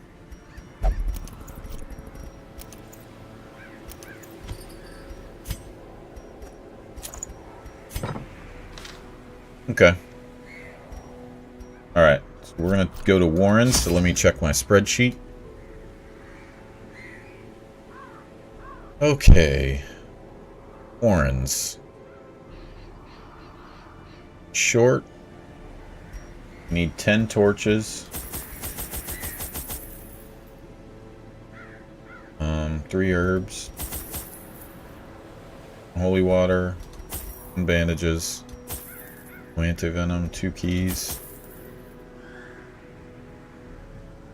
No extra food.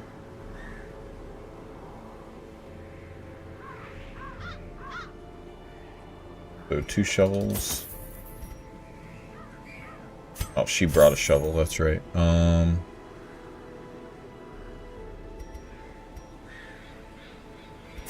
12 food is standard. And that should be good to go. Now, mind you, if you're not using all the curios, you guys don't have to bring all these, but it's a way to try to maximize your output. So our scouting goes from 25 to 35, just with the trinket, let alone the characters that we have. So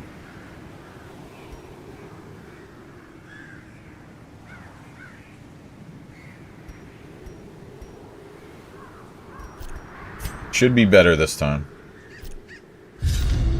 Here we go.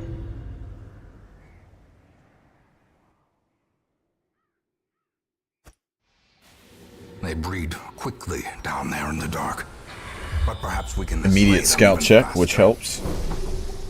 100% of room battles, so these 2 rooms. But we need to find the most efficient way. I guess it's just face tanking through this hallway. Because there's no way to really go around. No. Alright. To the pigs.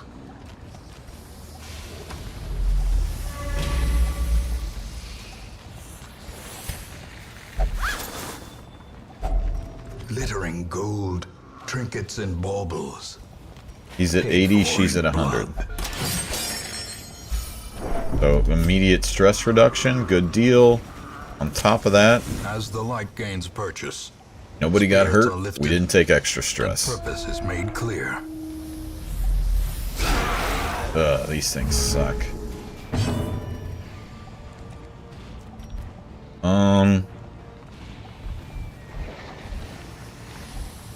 I think we take him out. Even though his HP's high, I think he needs to go.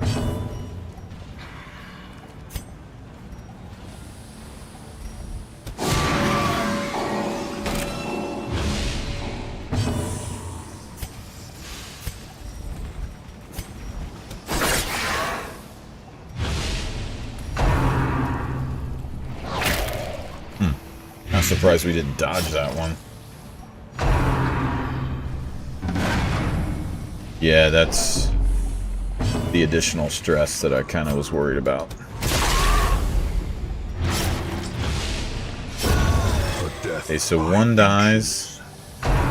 We gotta hope we can AoE that, which I think we can now with flashing daggers, and then he'll die too.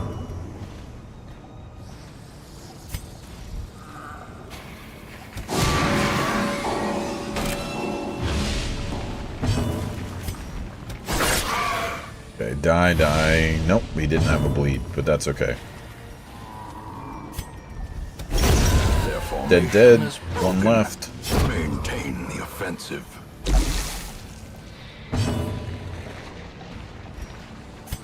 I love that animation. It's my favorite one. I just wish he was hugging a German Shepherd. I remember when the game was first coming out and they had a vote and German Shepherd was one of the dogs and it didn't win. I was so mad. Like, who's picking this dog? Come on.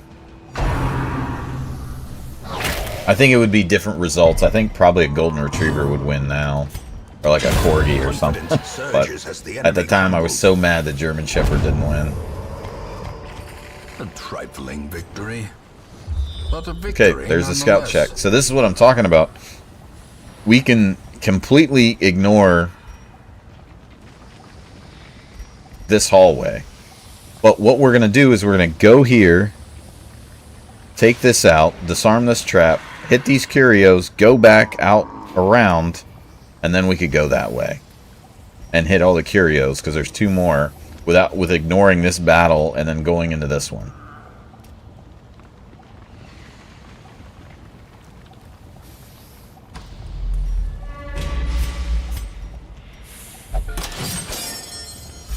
So more stress reduction. And more importantly, avoiding damage and stress too. Ugh. Fuck these things.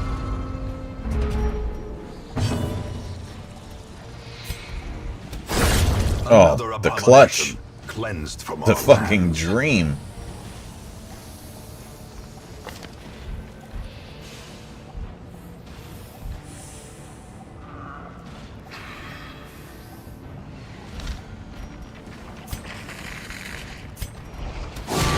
Get rid of that dodge on that stupid dickhead.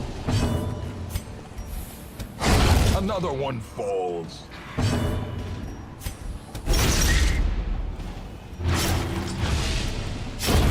Easy. Slow death. Unforeseen. Unforgiving. That's a pretty good one for early on for the Houndmaster. 2 whistles. Our torch won't ever be below 51, but In radiance, may we it's the thought that victory. counts. Okay, get rid of this guy, and then this one, and deal with their bleeds.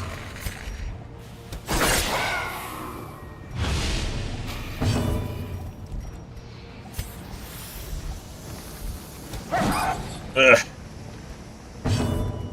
He does tend to be pretty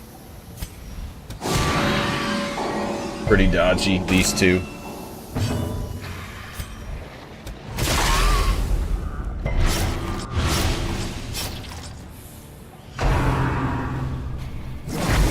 I thought we'd juke that. I was like, please no disease. Syphilis is pretty brutal.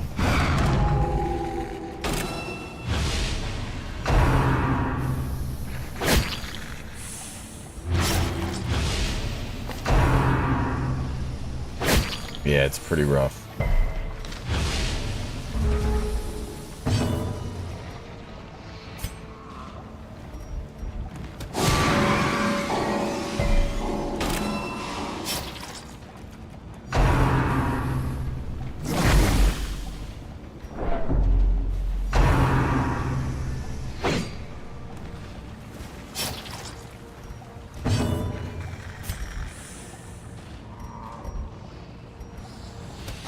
Press disadvantage.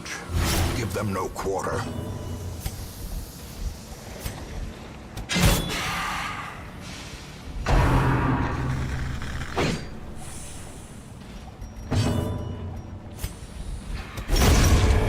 fiend falls, a faint hope blossoms. You gonna heal here?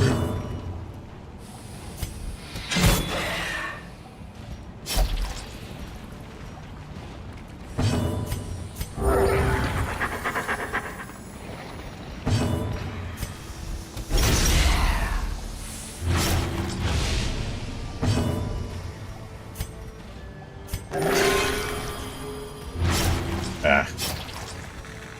Still a net positive. Jukes? No jukes. We just tank it. Get the additional bleed for good measure. We'll heal, though. Good heal, good heal. Ah, damn it. I was hoping he wasn't so fast so we could get a stress reduction, too. But it didn't work. That's okay.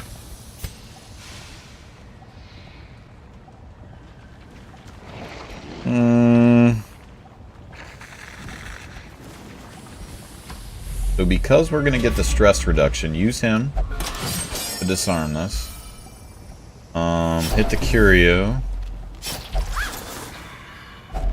Gotta eat our bleeds, unfortunately. For a task well performed. Okay. Food check. I mean, we gotta do this either way. We're getting a battle either way. We're probably gonna go up through here, check this Curio, and then go back. Because it's the most efficient way. But this is why you guys can hopefully see by this episode how strong the scouting is. Why I praise it so much. Wealth beyond measure. Awarded to the brave and the This foolhardy alike. is this? Yeah. For the buff. Okay, good surprise. But again, it's because we have scouting. That's why we're getting all these surprises.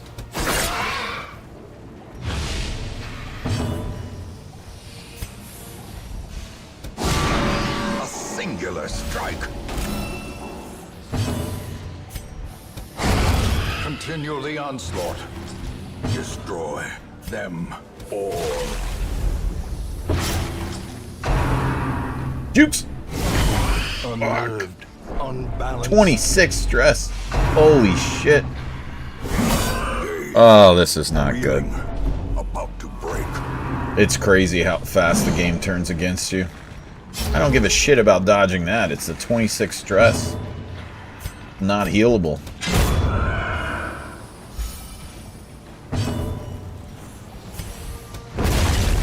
Oh, you fat fuck. How are you dodging? You don't even have legs.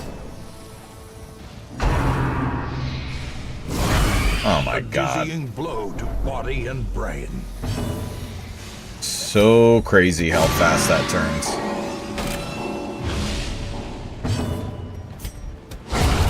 Obliterated. Good boy. Alright. Nice. Nice number at least.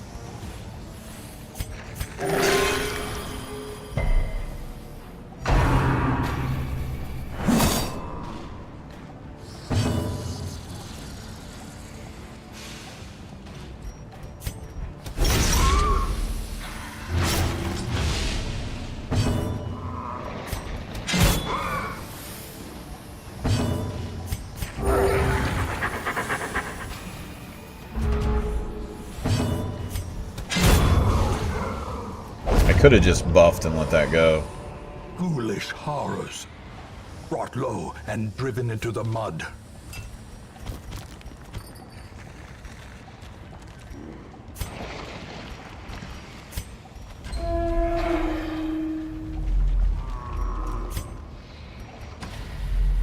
Okay, so, I don't care about the books. And I don't want to go too far in the room because then it means that I could get a food check, which we didn't bring too many. Oh, the bidet.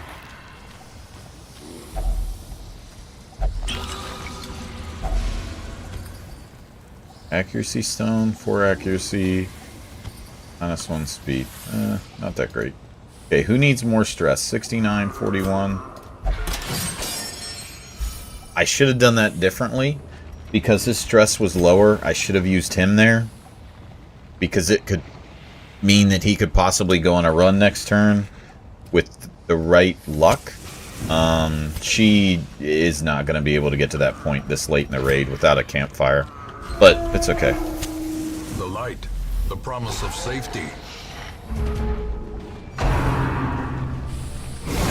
Ah, there it is. To a killing blow. That's what you want.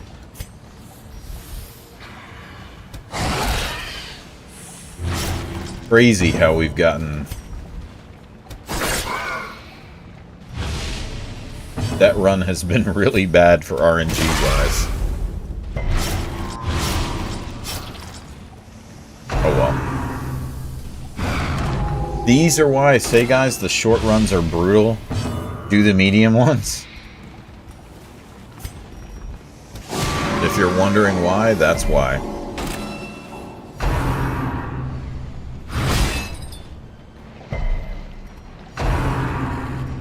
And it's why you're going to just replace so many characters early on. Slowly. Because you have a lot of short runs you have to do. This is how a life is taken. A time to perform beyond one's limits.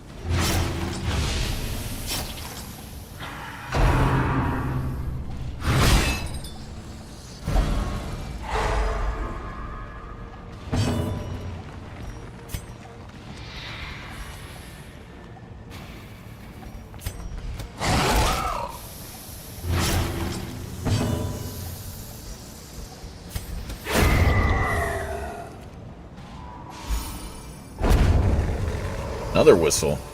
As victories mount, so too will resistance.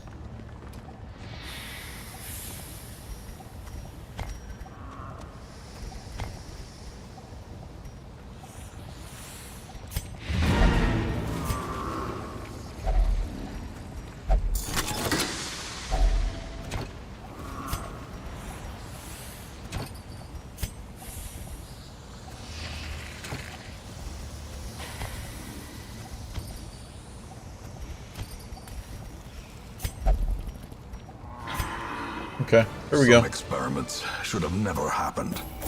You are doing just work ending them. So with this run, what we're probably going to have to do is... since we had a couple bad rolls on those guys, we're going to have to park them or maybe heal them. That syphilis is kind of brutal. That's a really good roll for a grave robber.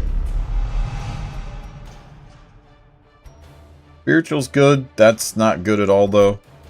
If we decide to keep him, we would need to wipe that. Spiritual is good, though. Irritant to some. Oh, we're still a buzz. A sanguine memory. Back-to-back weeks.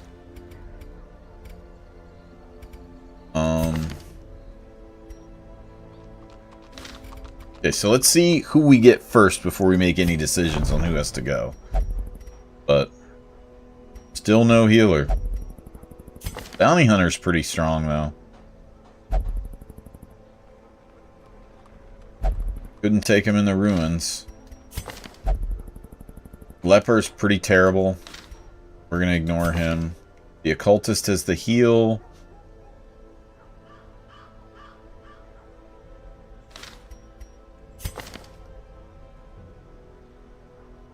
These don't help us, but the Houndmaster is an upgrade over most. Clotter is good, especially if you are running with an Occultist. So that's pretty strong. So let's get rid of her. She's not helping us at all. Another soul And we're going to take the battered Plague and Doctor. broken, cast aside like a spent torch. This guy's definitely worth keeping. We need to get rid of the dodge. His quirks are strong. He's one we should definitely get, but the clumsy is rough. Misses the spot isn't great either, but he's not really a high crit guy. So he needs to stay. Let's see. Faded, torn rotator cuff. Minus 20. He probably has to go. The leper can definitely go because he's a leper. Suffer not the lame horse. Give me the Houndmaster. Nor the broken Okay. man.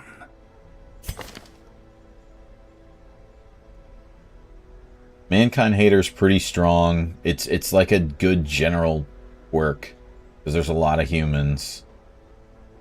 She can stay.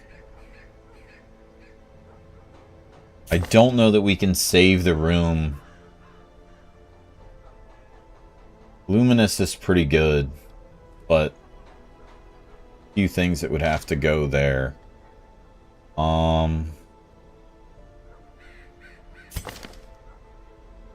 I think we get rid of this one. Slumped shoulders, wild And we take the eyes, Bounty and a Hunter for sure. The stumbling Bounty gait. Hunter can be very good. This one is no more good to us. He's not bad either, and he is a healer, so we probably should make room. We have 2 Jesters, and neither one of them have the heal. Let's see.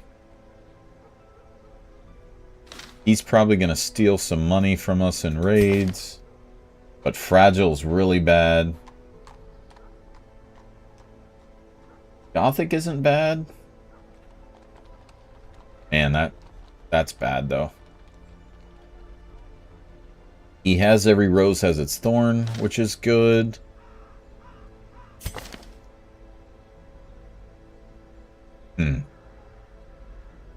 I hate to lose Jesters, because they're good.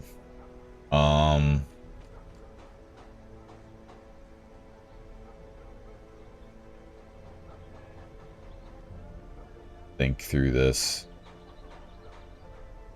We don't need 2 Hellions, though.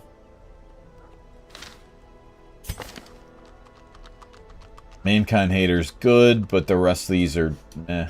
So we're gonna dismiss a Hellion Those without the stomach and get the for this Occultist flesh because we must need the move on. healer. And he has back damage, the back row damage. He has the pull. He doesn't have the stab, but we could leave him in row 4, and that would be fine. So we're not going to be able to upgrade anything unless we trade something away this turn.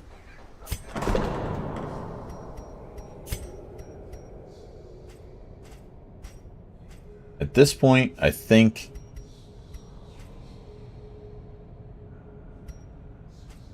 see, how many portraits do we have? We might have enough for the guild.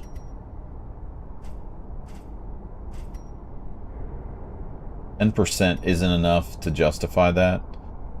Skill upgrades to 2 for sure could be worthwhile. I think it's probably better if we get stress reduction. A man in a robe, claiming communion with the divine. Madness.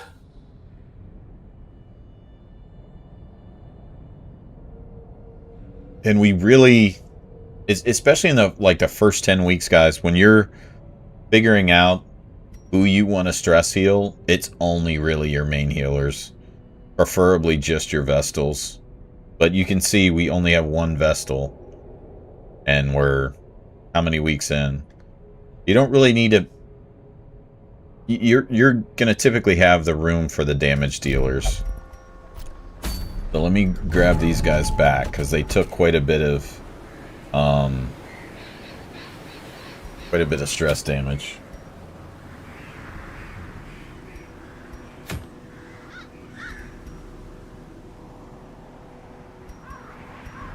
So let's see what we got. Short, that medium scout one's pretty good.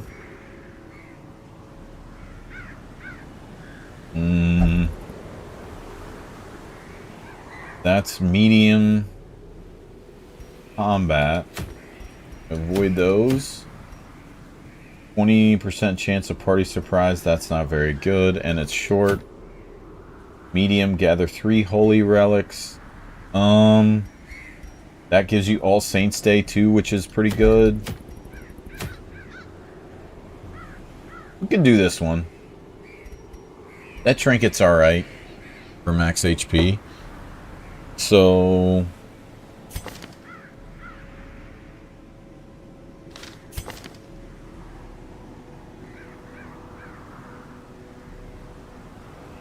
put her in slot 3. Get the scout check.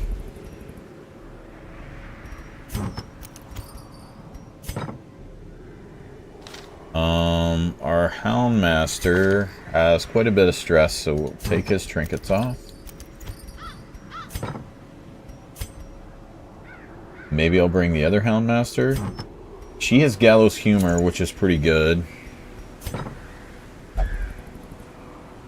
I think at this point I need to spend some money to get some stress reduction on the Jester and start to bring the Jester a little more. Even if he's only doing damage to the middle, it's worthwhile to have him. He can also scout pretty good. Better than most. So I may have to invest in him.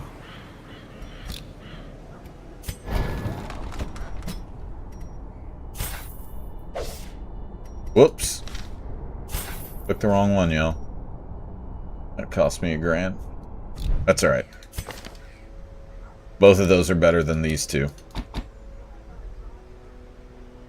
I don't want to have to bring him forward and up and down, so... Okay, so she can do slot 2 and 3. So she'll go to slot 2. He'll go to slot 3.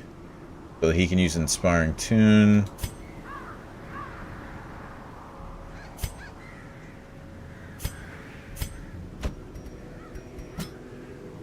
And does he have every rose? Yeah, so he's got a pretty good setup. I mean, Fragile and Thin-Blooded kind of suck, but Fragile I think we need to get rid of.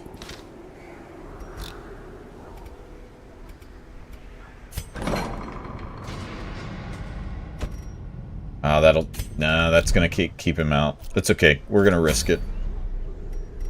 It would keep him out for a week. Okay, so then the front 2 rows. Let's just bring a Vestal.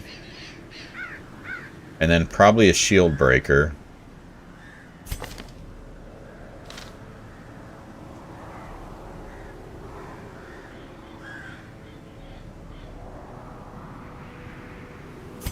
I would bring him.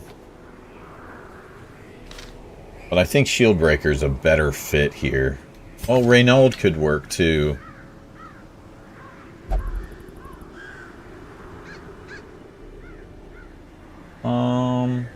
Yeah. Reynaud's pretty strong for a Crusader. So, that could be okay. Alright, let's see what trinkets I have. Do I have any for him?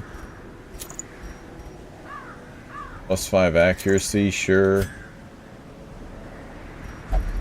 For her, prot, speed, blight, bleed skill. Yep, sure, take that.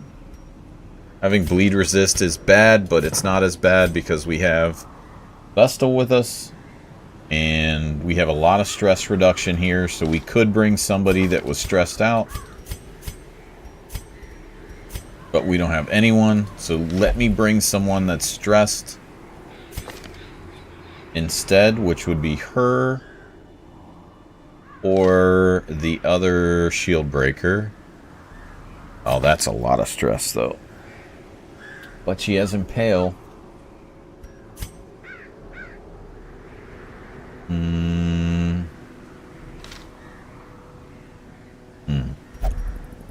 So I don't have a lot of back row support, so I'm just gonna go with this. Otherwise I'd kind of overanalyze it, which I think I already have. Okay, let me go to my spreadsheet. And we're at ruins. So food 12. Torches.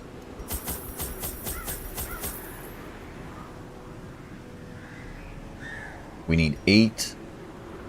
Shovels 2. Herb. Holy water. 1 bandage. 1 key. Okay. And early on, you guys don't have to bring this much stuff. This is just to maximize your curios. If you're using a chart, a spreadsheet, it maximizes your odds of managing your curios so that you're able to capitalize on There is money power in symbols. and your investment, Collect essentially. the scattered So, scraps of faith and give comfort to the masses. scout check already, which is good. So we are doing quest locations only, but we will go grab this curio to see if it's worthwhile. This is money, I think. Glittering gold, trinkets and baubles, paid for in blood.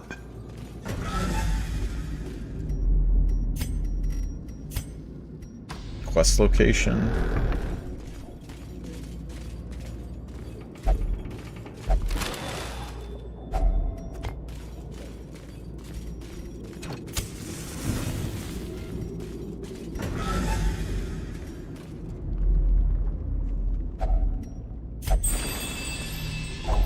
Wealth beyond measure.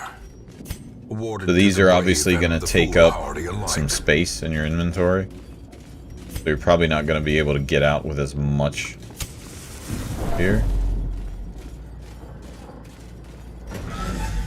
Oh, actually, now that I look at this, I took for more of a short run dungeon based off my spreadsheet. So we're going to be a little short on some things, but I think I'll be okay. If we get a scout check, we'll be Handsome okay. reward for a task well performed. Which we did not get there.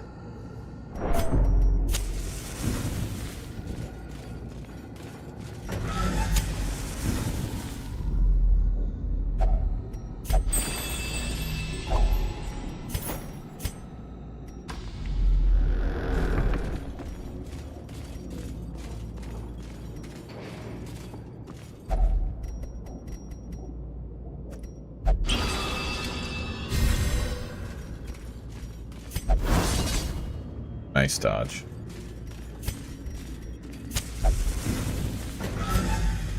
The dream?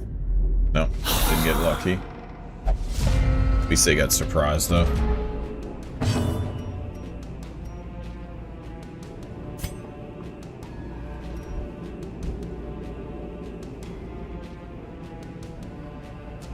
Okay, we don't have a lot of help with the back rows. So we're going to need to focus the 3rd row. The 4th row is probably going to stay around a while, because it's only really the priest and the grave robber that can hit that. So we're going to go here first, because our bleed that we're getting from the jester is not going to help a lot.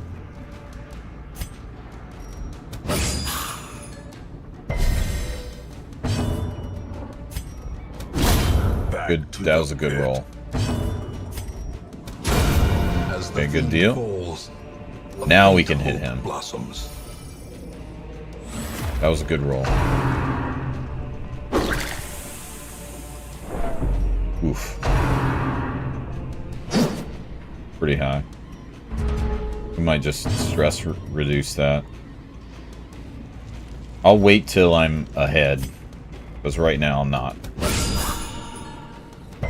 Not enough, at least. We're ahead, but not enough.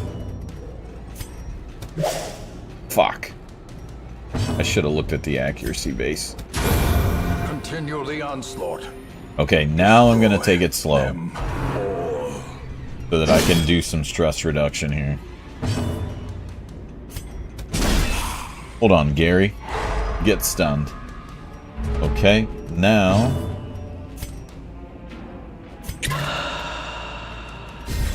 buff yourself. Slow it down. Stress reduction. have a heal in your life. Okay, now let's get after it. Confidence surges. I could have as the done it enemy again, I crumbles. guess. This expedition at least promises success.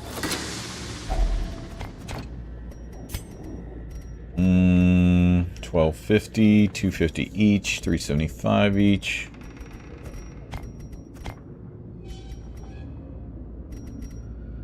That's good enough. The gold, we're gonna need the gold. Okay, here we go. What we wanted. Alright, so quest objectives here, so it's kind of like a short run. We didn't really need to go with the medium stuff. Even the cold stone But it's seems somewhat... bent on We did get a little preventing bit lucky, too. passage. As the light gains purchase, And on these kind of runs, because you have the campfire, this is made you clear. can go as long as you want. But it doesn't necessarily benefit you a ton to continue on for long periods of time. Sometimes it can be detrimental.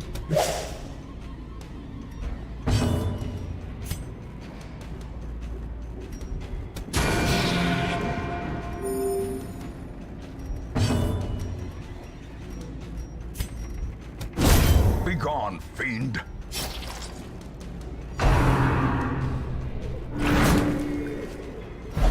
Well, that was a good pull by them. Typically the pull, if you want somebody to be pulled, it's a jester and not somebody slow. And if you want somebody to get crit, it's usually your The tank. end approaches. So that's good.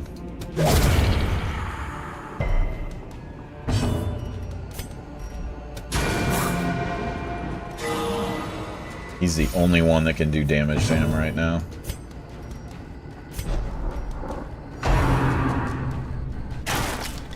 Good dodge.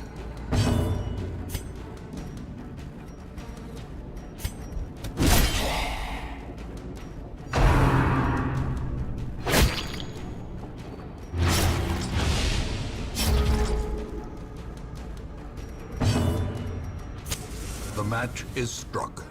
A blazing star is born.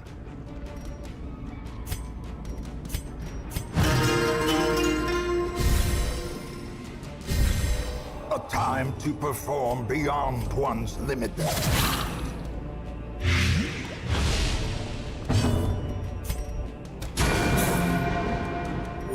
That'll be close, but it's not enough. I'll die next turn. Jukes! Nice.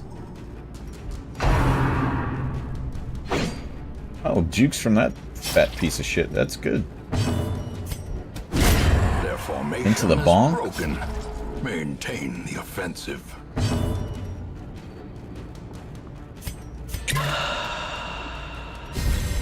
Hopefully we can get a buff.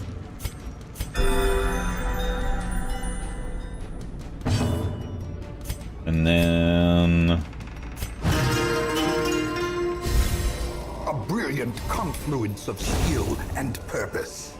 Re-stress heal. Okay, so we're gonna need room for another one. Another one. 750. That instead of this. Don't need the torches. Grab this. And put this here. Okay, continue adventuring. Now, this is what I'm talking about, y'all. So, at this point, we can continue on, especially with a scout check. You can be really selective about where you go and what you do. I don't think early on it benefits you that much. So we are going to probably camp to get the stress reduction for everyone and risk that we're going to have a fight unless we pop Sanctuary. We'll see how it goes. Circle in the dark. We have plenty of food. Battle may yet be won. So there's basically very little stress. So let's pop Sanctuary. So we aren't going to get any type of event. And then we have 12 stress we need to cure. So cure that. Whoops. Shit. Cure that. The bleed's there, but we can heal that. Everyone's perfect. Let's go home. Alright. So, perfect run. And that is a pretty good example of what I mean when I say keep your campfire till the end. Because you can come out probably better than where you started, or close to it. And we could have healed a little more stress there, and I could have continued on, but it's not going to benefit us too much. So. Tokens of hope, recovered from the encroaching dark.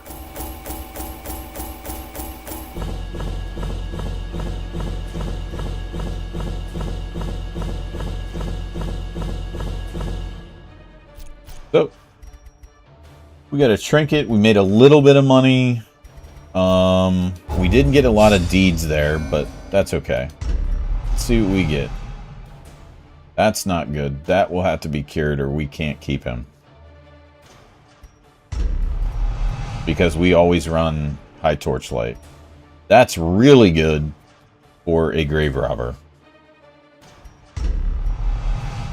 And that's just good, generally speaking. That's really good. Mankind Hater's really good because there's so many human mobs everywhere. Take advantage of this faith-fueled charity. So, like I was saying before, when you see All Saints Day and you can complete those quests, All Saints Day is really good because you basically get free stress heals. And it's the same way. You would want to, you know, prioritize the people that are really strong for you, whether it's a healer. It could be, well, he's sick, but like Shieldbreaker's really good. It could be people that are just high stress that you want to, you know, make sure they fit because you don't have a lot of people for slot 3, etc., etc. So probably put Dismas here. He's pretty good. I don't have another Highwayman, so because it's free, send it. If we had more slots, that would have been awesome, but we don't. And then we check the stagecoach like you do every week. Still don't get another Vestal, which is brutal. And you just kind of have to look through these and see if it's worthwhile what they have. So that's not... Man-at-Arms is really good. I just don't know that I would take him early on. Grave Robber's great, but we already have 3 of them. At this point, you're just kind of looking to see if you can find somebody to replace the people you have, whether they have better camping skills, combat skills, quirks, whatever that might be. So we'll choose that in the next episode that we do, but I think for now, this will be the end of the 3rd episode. And I'm going to try to keep these to basically 2 runs per. Because the runs can be lengthy and you have like 10 minutes in between each run sometimes. So, yeah. So this will be the end of the 3rd episode. And I'll see you guys in the next one. Thanks for watching.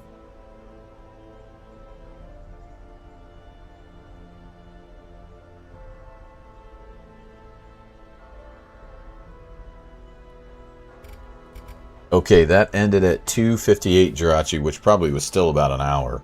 Good lord. They take a little while. Hello, Gobi. How are you doing? Yes, my mouse never really seems to click right, buddy. I wish it did, but it might be a resolution thing. But like a math said, it could be desync too. I'm really not sure. I don't think we've ever figured it out. I'm going to be right back, guys. I gotta...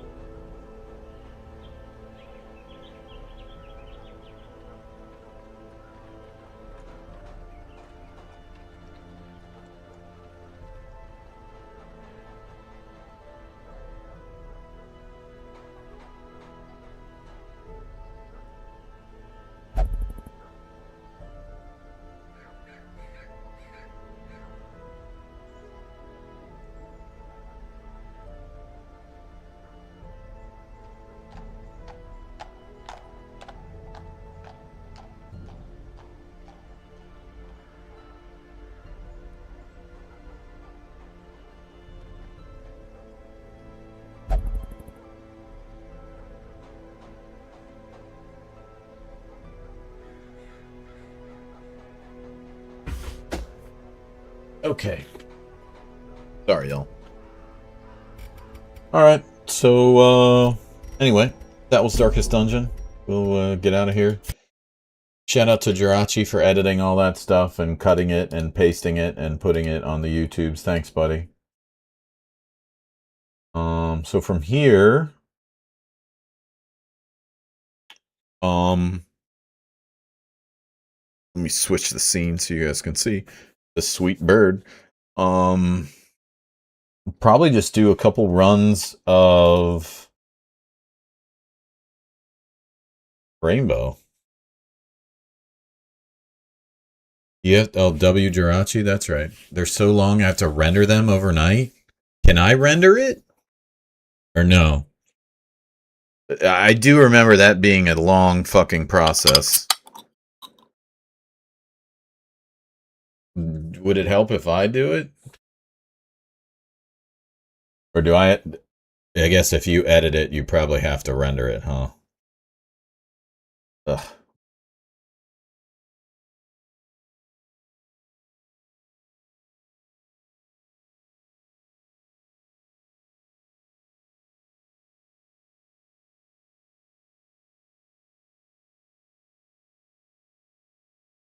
Let's just do DVD.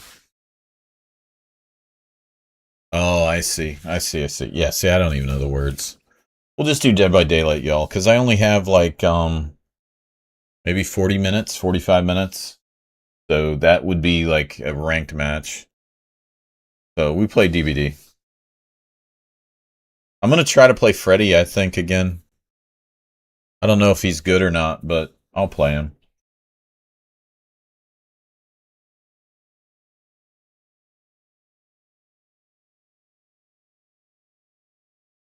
It's the Bloodpoint event, so it's worth doing, I think. Most of these matches, you get a ton of blood points. So if you guys have never played Dead by Daylight, or you've gone away for a long time, the blood point event's right now, so if you want to level somebody, now's the time. I think my blood points are pretty much maxed, so I can't do much with it. But, yeah. It's a good time to come back and play. Did you see the Halloween game coming out? Math, I did. To me, it looks like identical to Friday the 13th. Oh, basically Friday the 13th with different mechanics. Yeah, it looked identical to me with that. Yeah.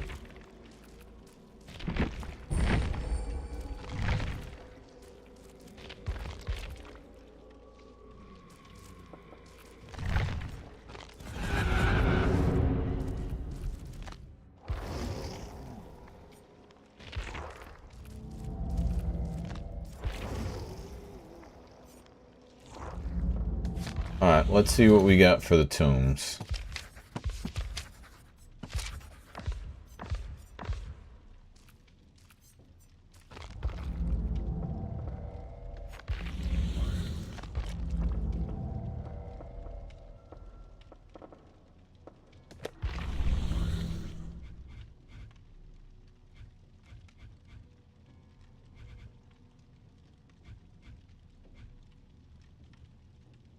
Image generators, earn blood points. Cat or mouse? What's 11? Was I working on? 127. Be chased or chased. Okay, yeah, that's fine. Those are good.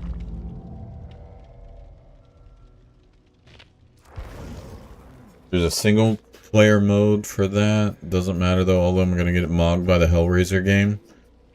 I didn't even know there was a Hellraiser game. What's mogged mean? What's that mean?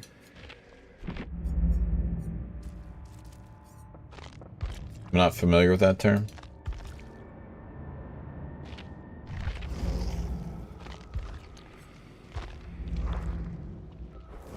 What a Gen Z term? Yeah, I don't have any idea what that means.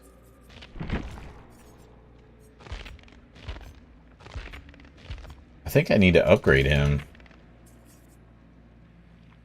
6 blood point bonuses. Crazy. I'm 6.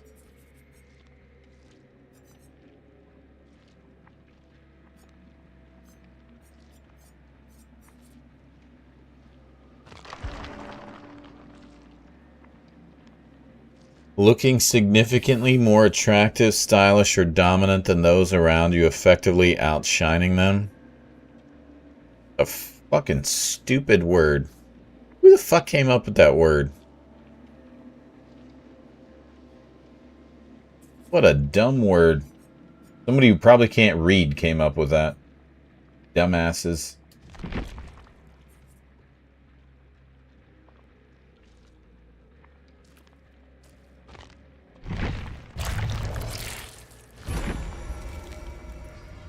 Bloody Clawed Glove unlocked. I don't know how I got it, but I wanted to get some more purple perks, so that was worth.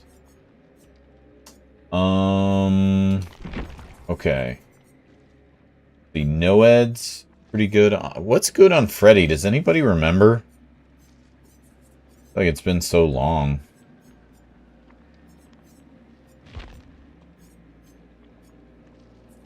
I mostly need information perks because I'm bad.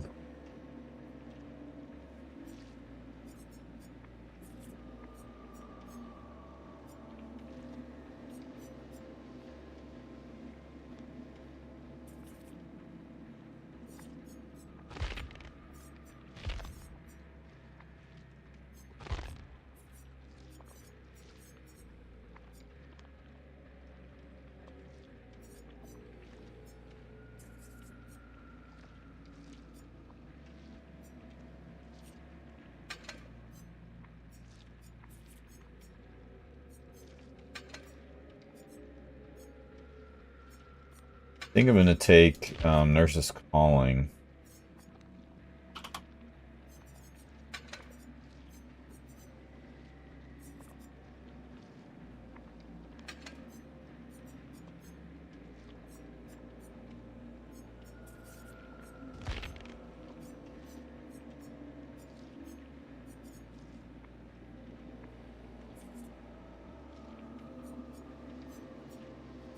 Let's try this.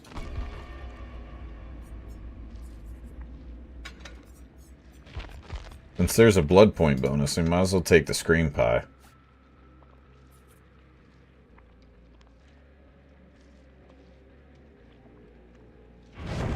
Freddy's best ability is the exit game button? You'll see. You'll see. Oh god, that's a party of 4. Medium well? Oh, that's the meme we need, Jirachi. Medium well? I'm sorry, you're saying medium well or medium well? Medium well. You guys know that meme? That's the meme we need in the channel.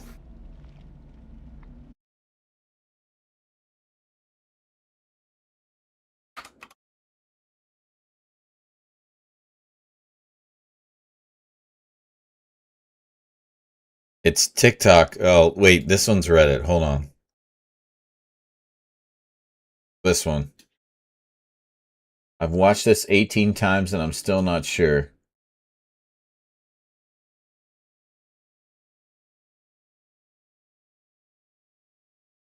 Apparently it's muted. The medium rare on one side, we have 4 medium rare. 4 medium rare. Wait, what do you say? Medium rare or medium well? Medium rare. The medium rare on one side, we have 4 medium rare. 4 medium rare. Wait, what do you say? Medium rare or medium well? Medium rare. The medium rare on one side, we have 4 medium rare. 4 medium rare. Wait, what do you say? Medium rare or medium well? Medium rare.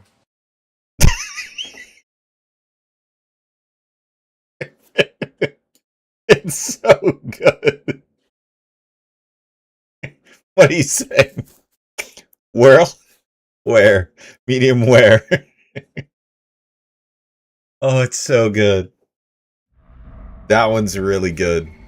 That's got to go up with the Krispy Kreme lady.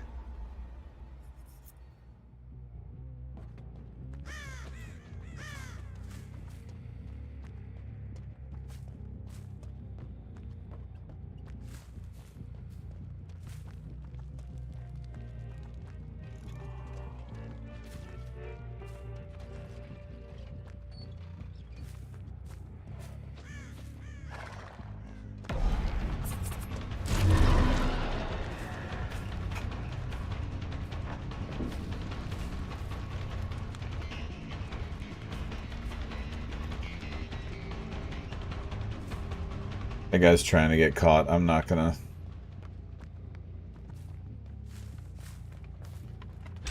follow him. Jesus, that was fast. They must have parts. It's definitely a squad of 4, so... must have brand new parts.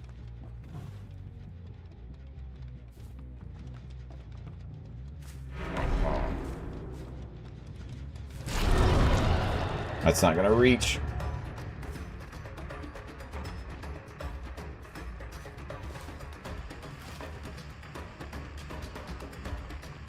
Yeah, I'm gonna lose 4-0 here.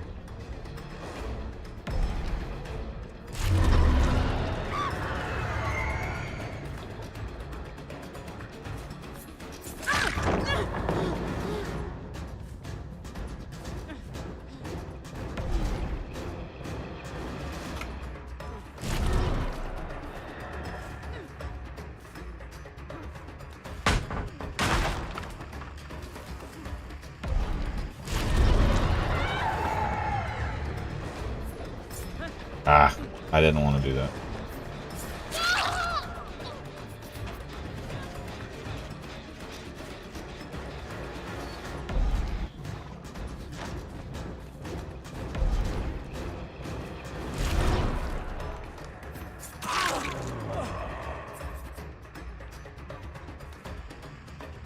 I don't know where the other one went.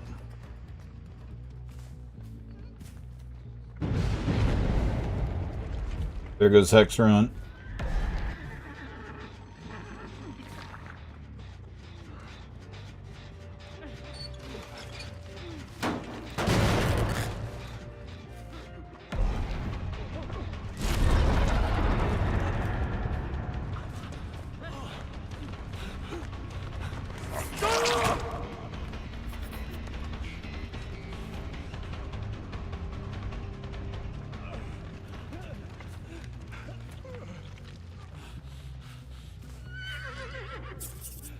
God, I lagged so bad right there.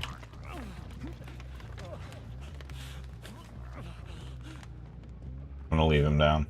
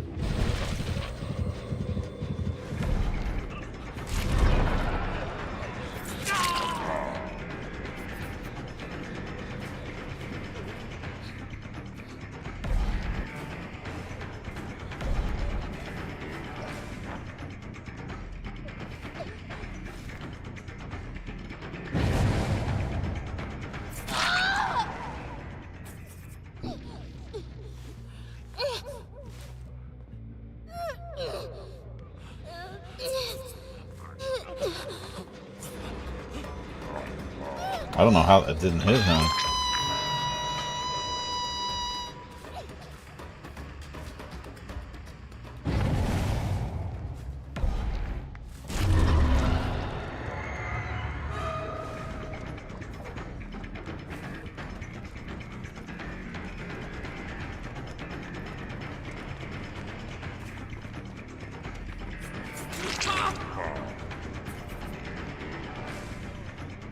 They're basically just trying to spread out the attacks at this point.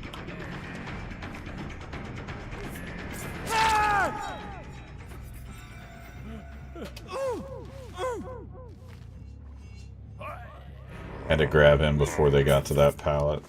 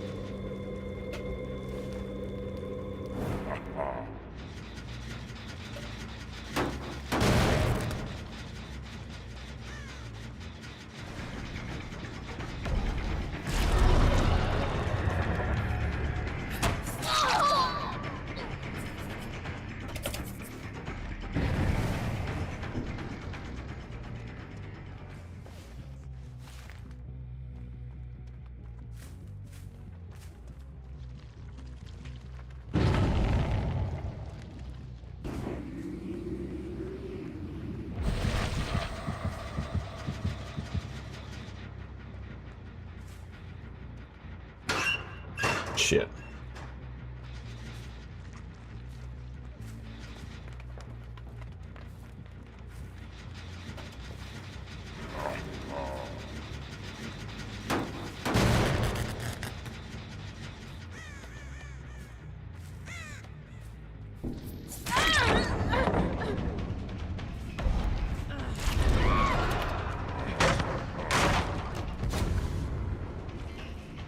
Must have dropped a flashbang.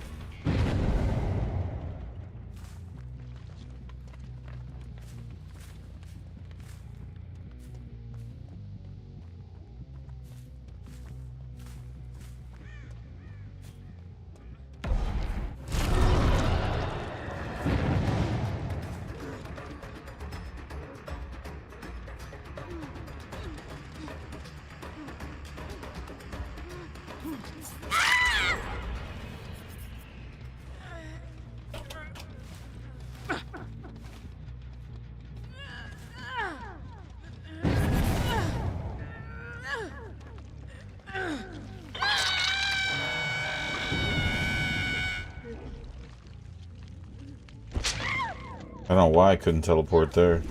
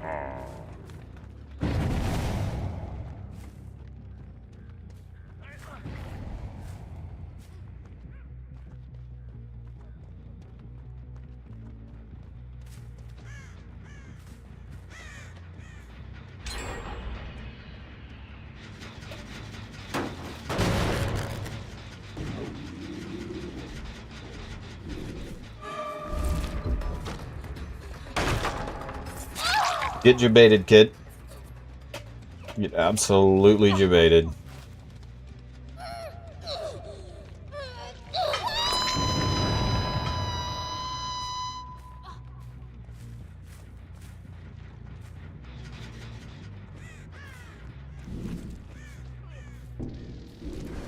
Don't know why that wouldn't work, but here we are.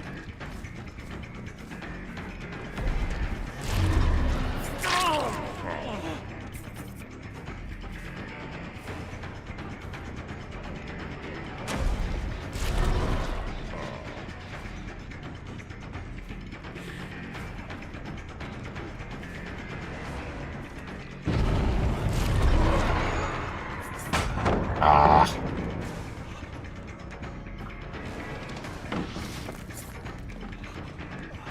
What? I swung right through him. I must be lagging so badly.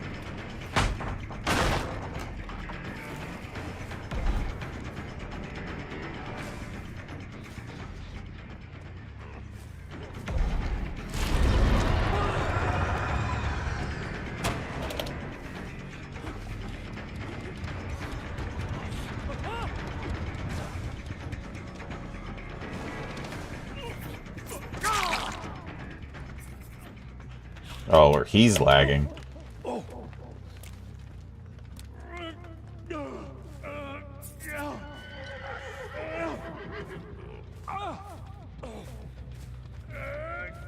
Trying to flashlight.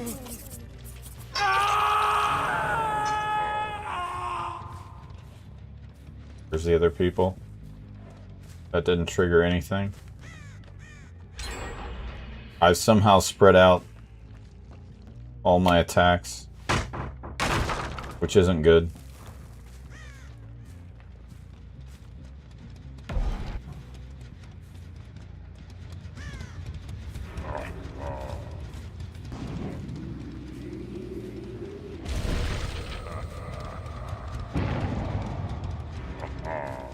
I don't have a good 3-gen, so it's over for us.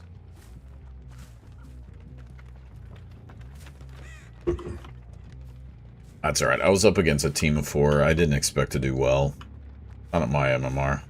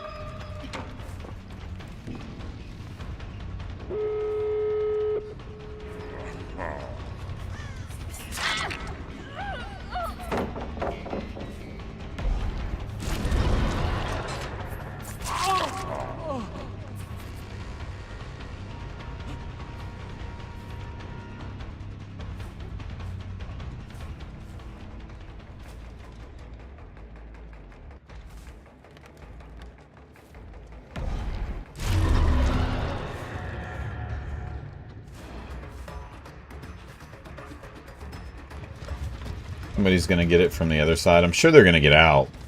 They spread out the attacks really well.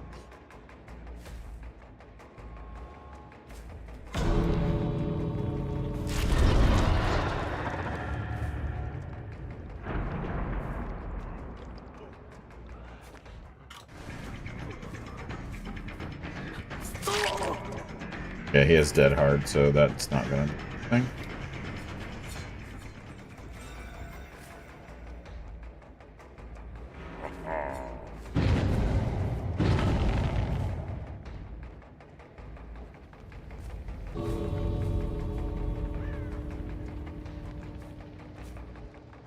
Okay, well, GG. I definitely need more information, Perks.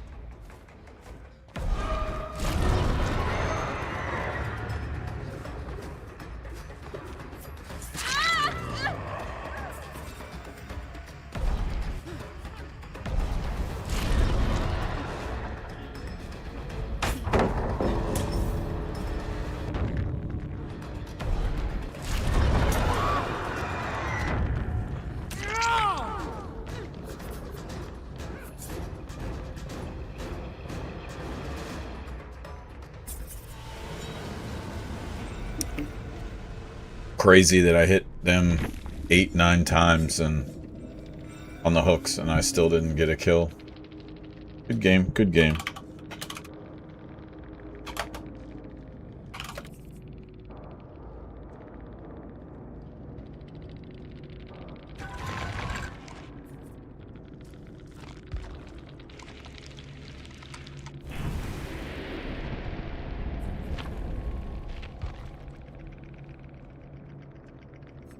Yeah, I knew they had brand new parts immediately.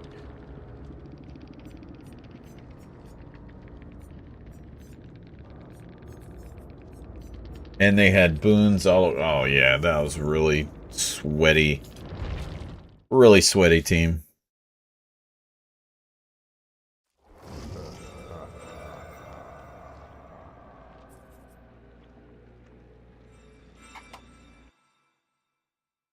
May take the dive and play Crimson Desert. I'm bored lately. I mean, I guess you could. It's not my kind of game, but good. Guess you could.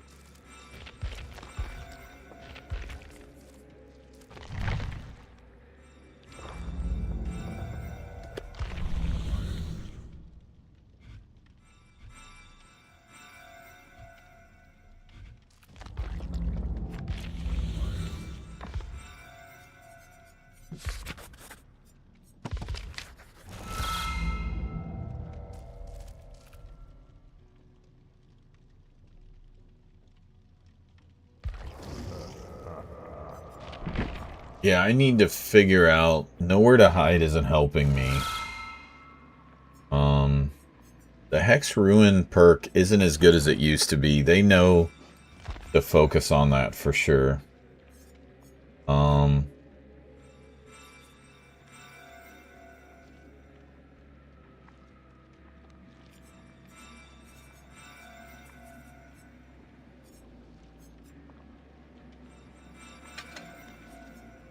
Probably better for us.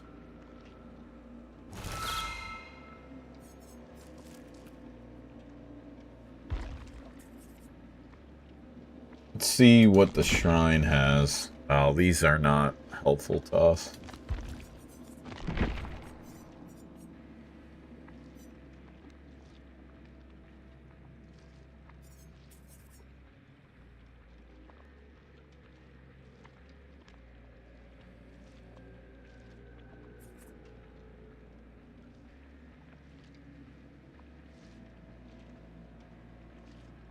All survivors have a sleep meter that fills over time. Once filled, survivors fall asleep and enter the dream world where they are afflicted with oblivious. Hitting a awake survivor with a basic attack will also send them to the dream world. Survivors can wake by failing skill checks, having an awake survivor perform wake up, or using alarm clocks. Wake survivors hear the nightmare's terror radius and see him within 16 meters. Intermittently see him from 16 to 32 and not see him beyond that.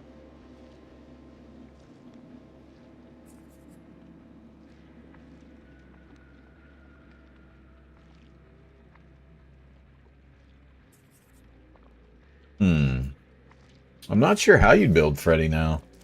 That's a little different than what he used to be.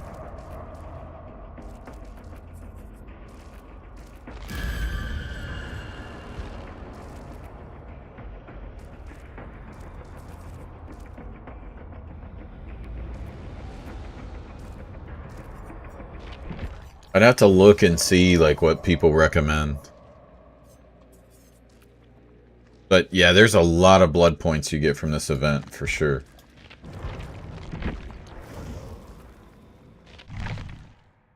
Well, y'all, that's probably it for me today. Tomorrow it seems like I'm off, so if I don't have anything to do, I'll be live tomorrow morning. And I will see you guys tomorrow morning. We'll probably do some Darkest Dungeon. And we're gonna play something different, probably. I've been debating on Out of the Park, but I talked to D-Block about Out of the Park today, and he's like, well, it's okay, but there's been a lot of creep, and the numbers in the game now are kind of ridiculous, and I didn't like that about it last time. The initial progression is really good in the game, but beyond that, I don't know that it's great. So, Jirachi, if you want to raid out to somebody, you're welcome to. Somebody in Darkest Dungeon category, whatever you want to do. I'll leave it up for that. Or Math, either one of you guys. You guys want to pick somebody to raid out to. And then I'll end stream after I see it get raided, but I'm going to go eat dinner. It's probably best that we always raid out. I'll just let you guys pick. And Math, I'll probably leave farming sim up for you in case you want to play. I can be on in a couple hours. Yeah, I've rated Pops like 5 times though. I don't want to, rate anybody that's like super high. They don't need any help. You just raid like the little people like us,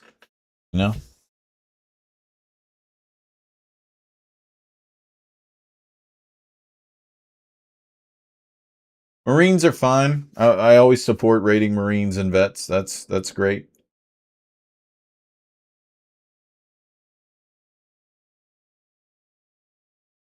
As long as we don't have like, people super big. They don't need the help.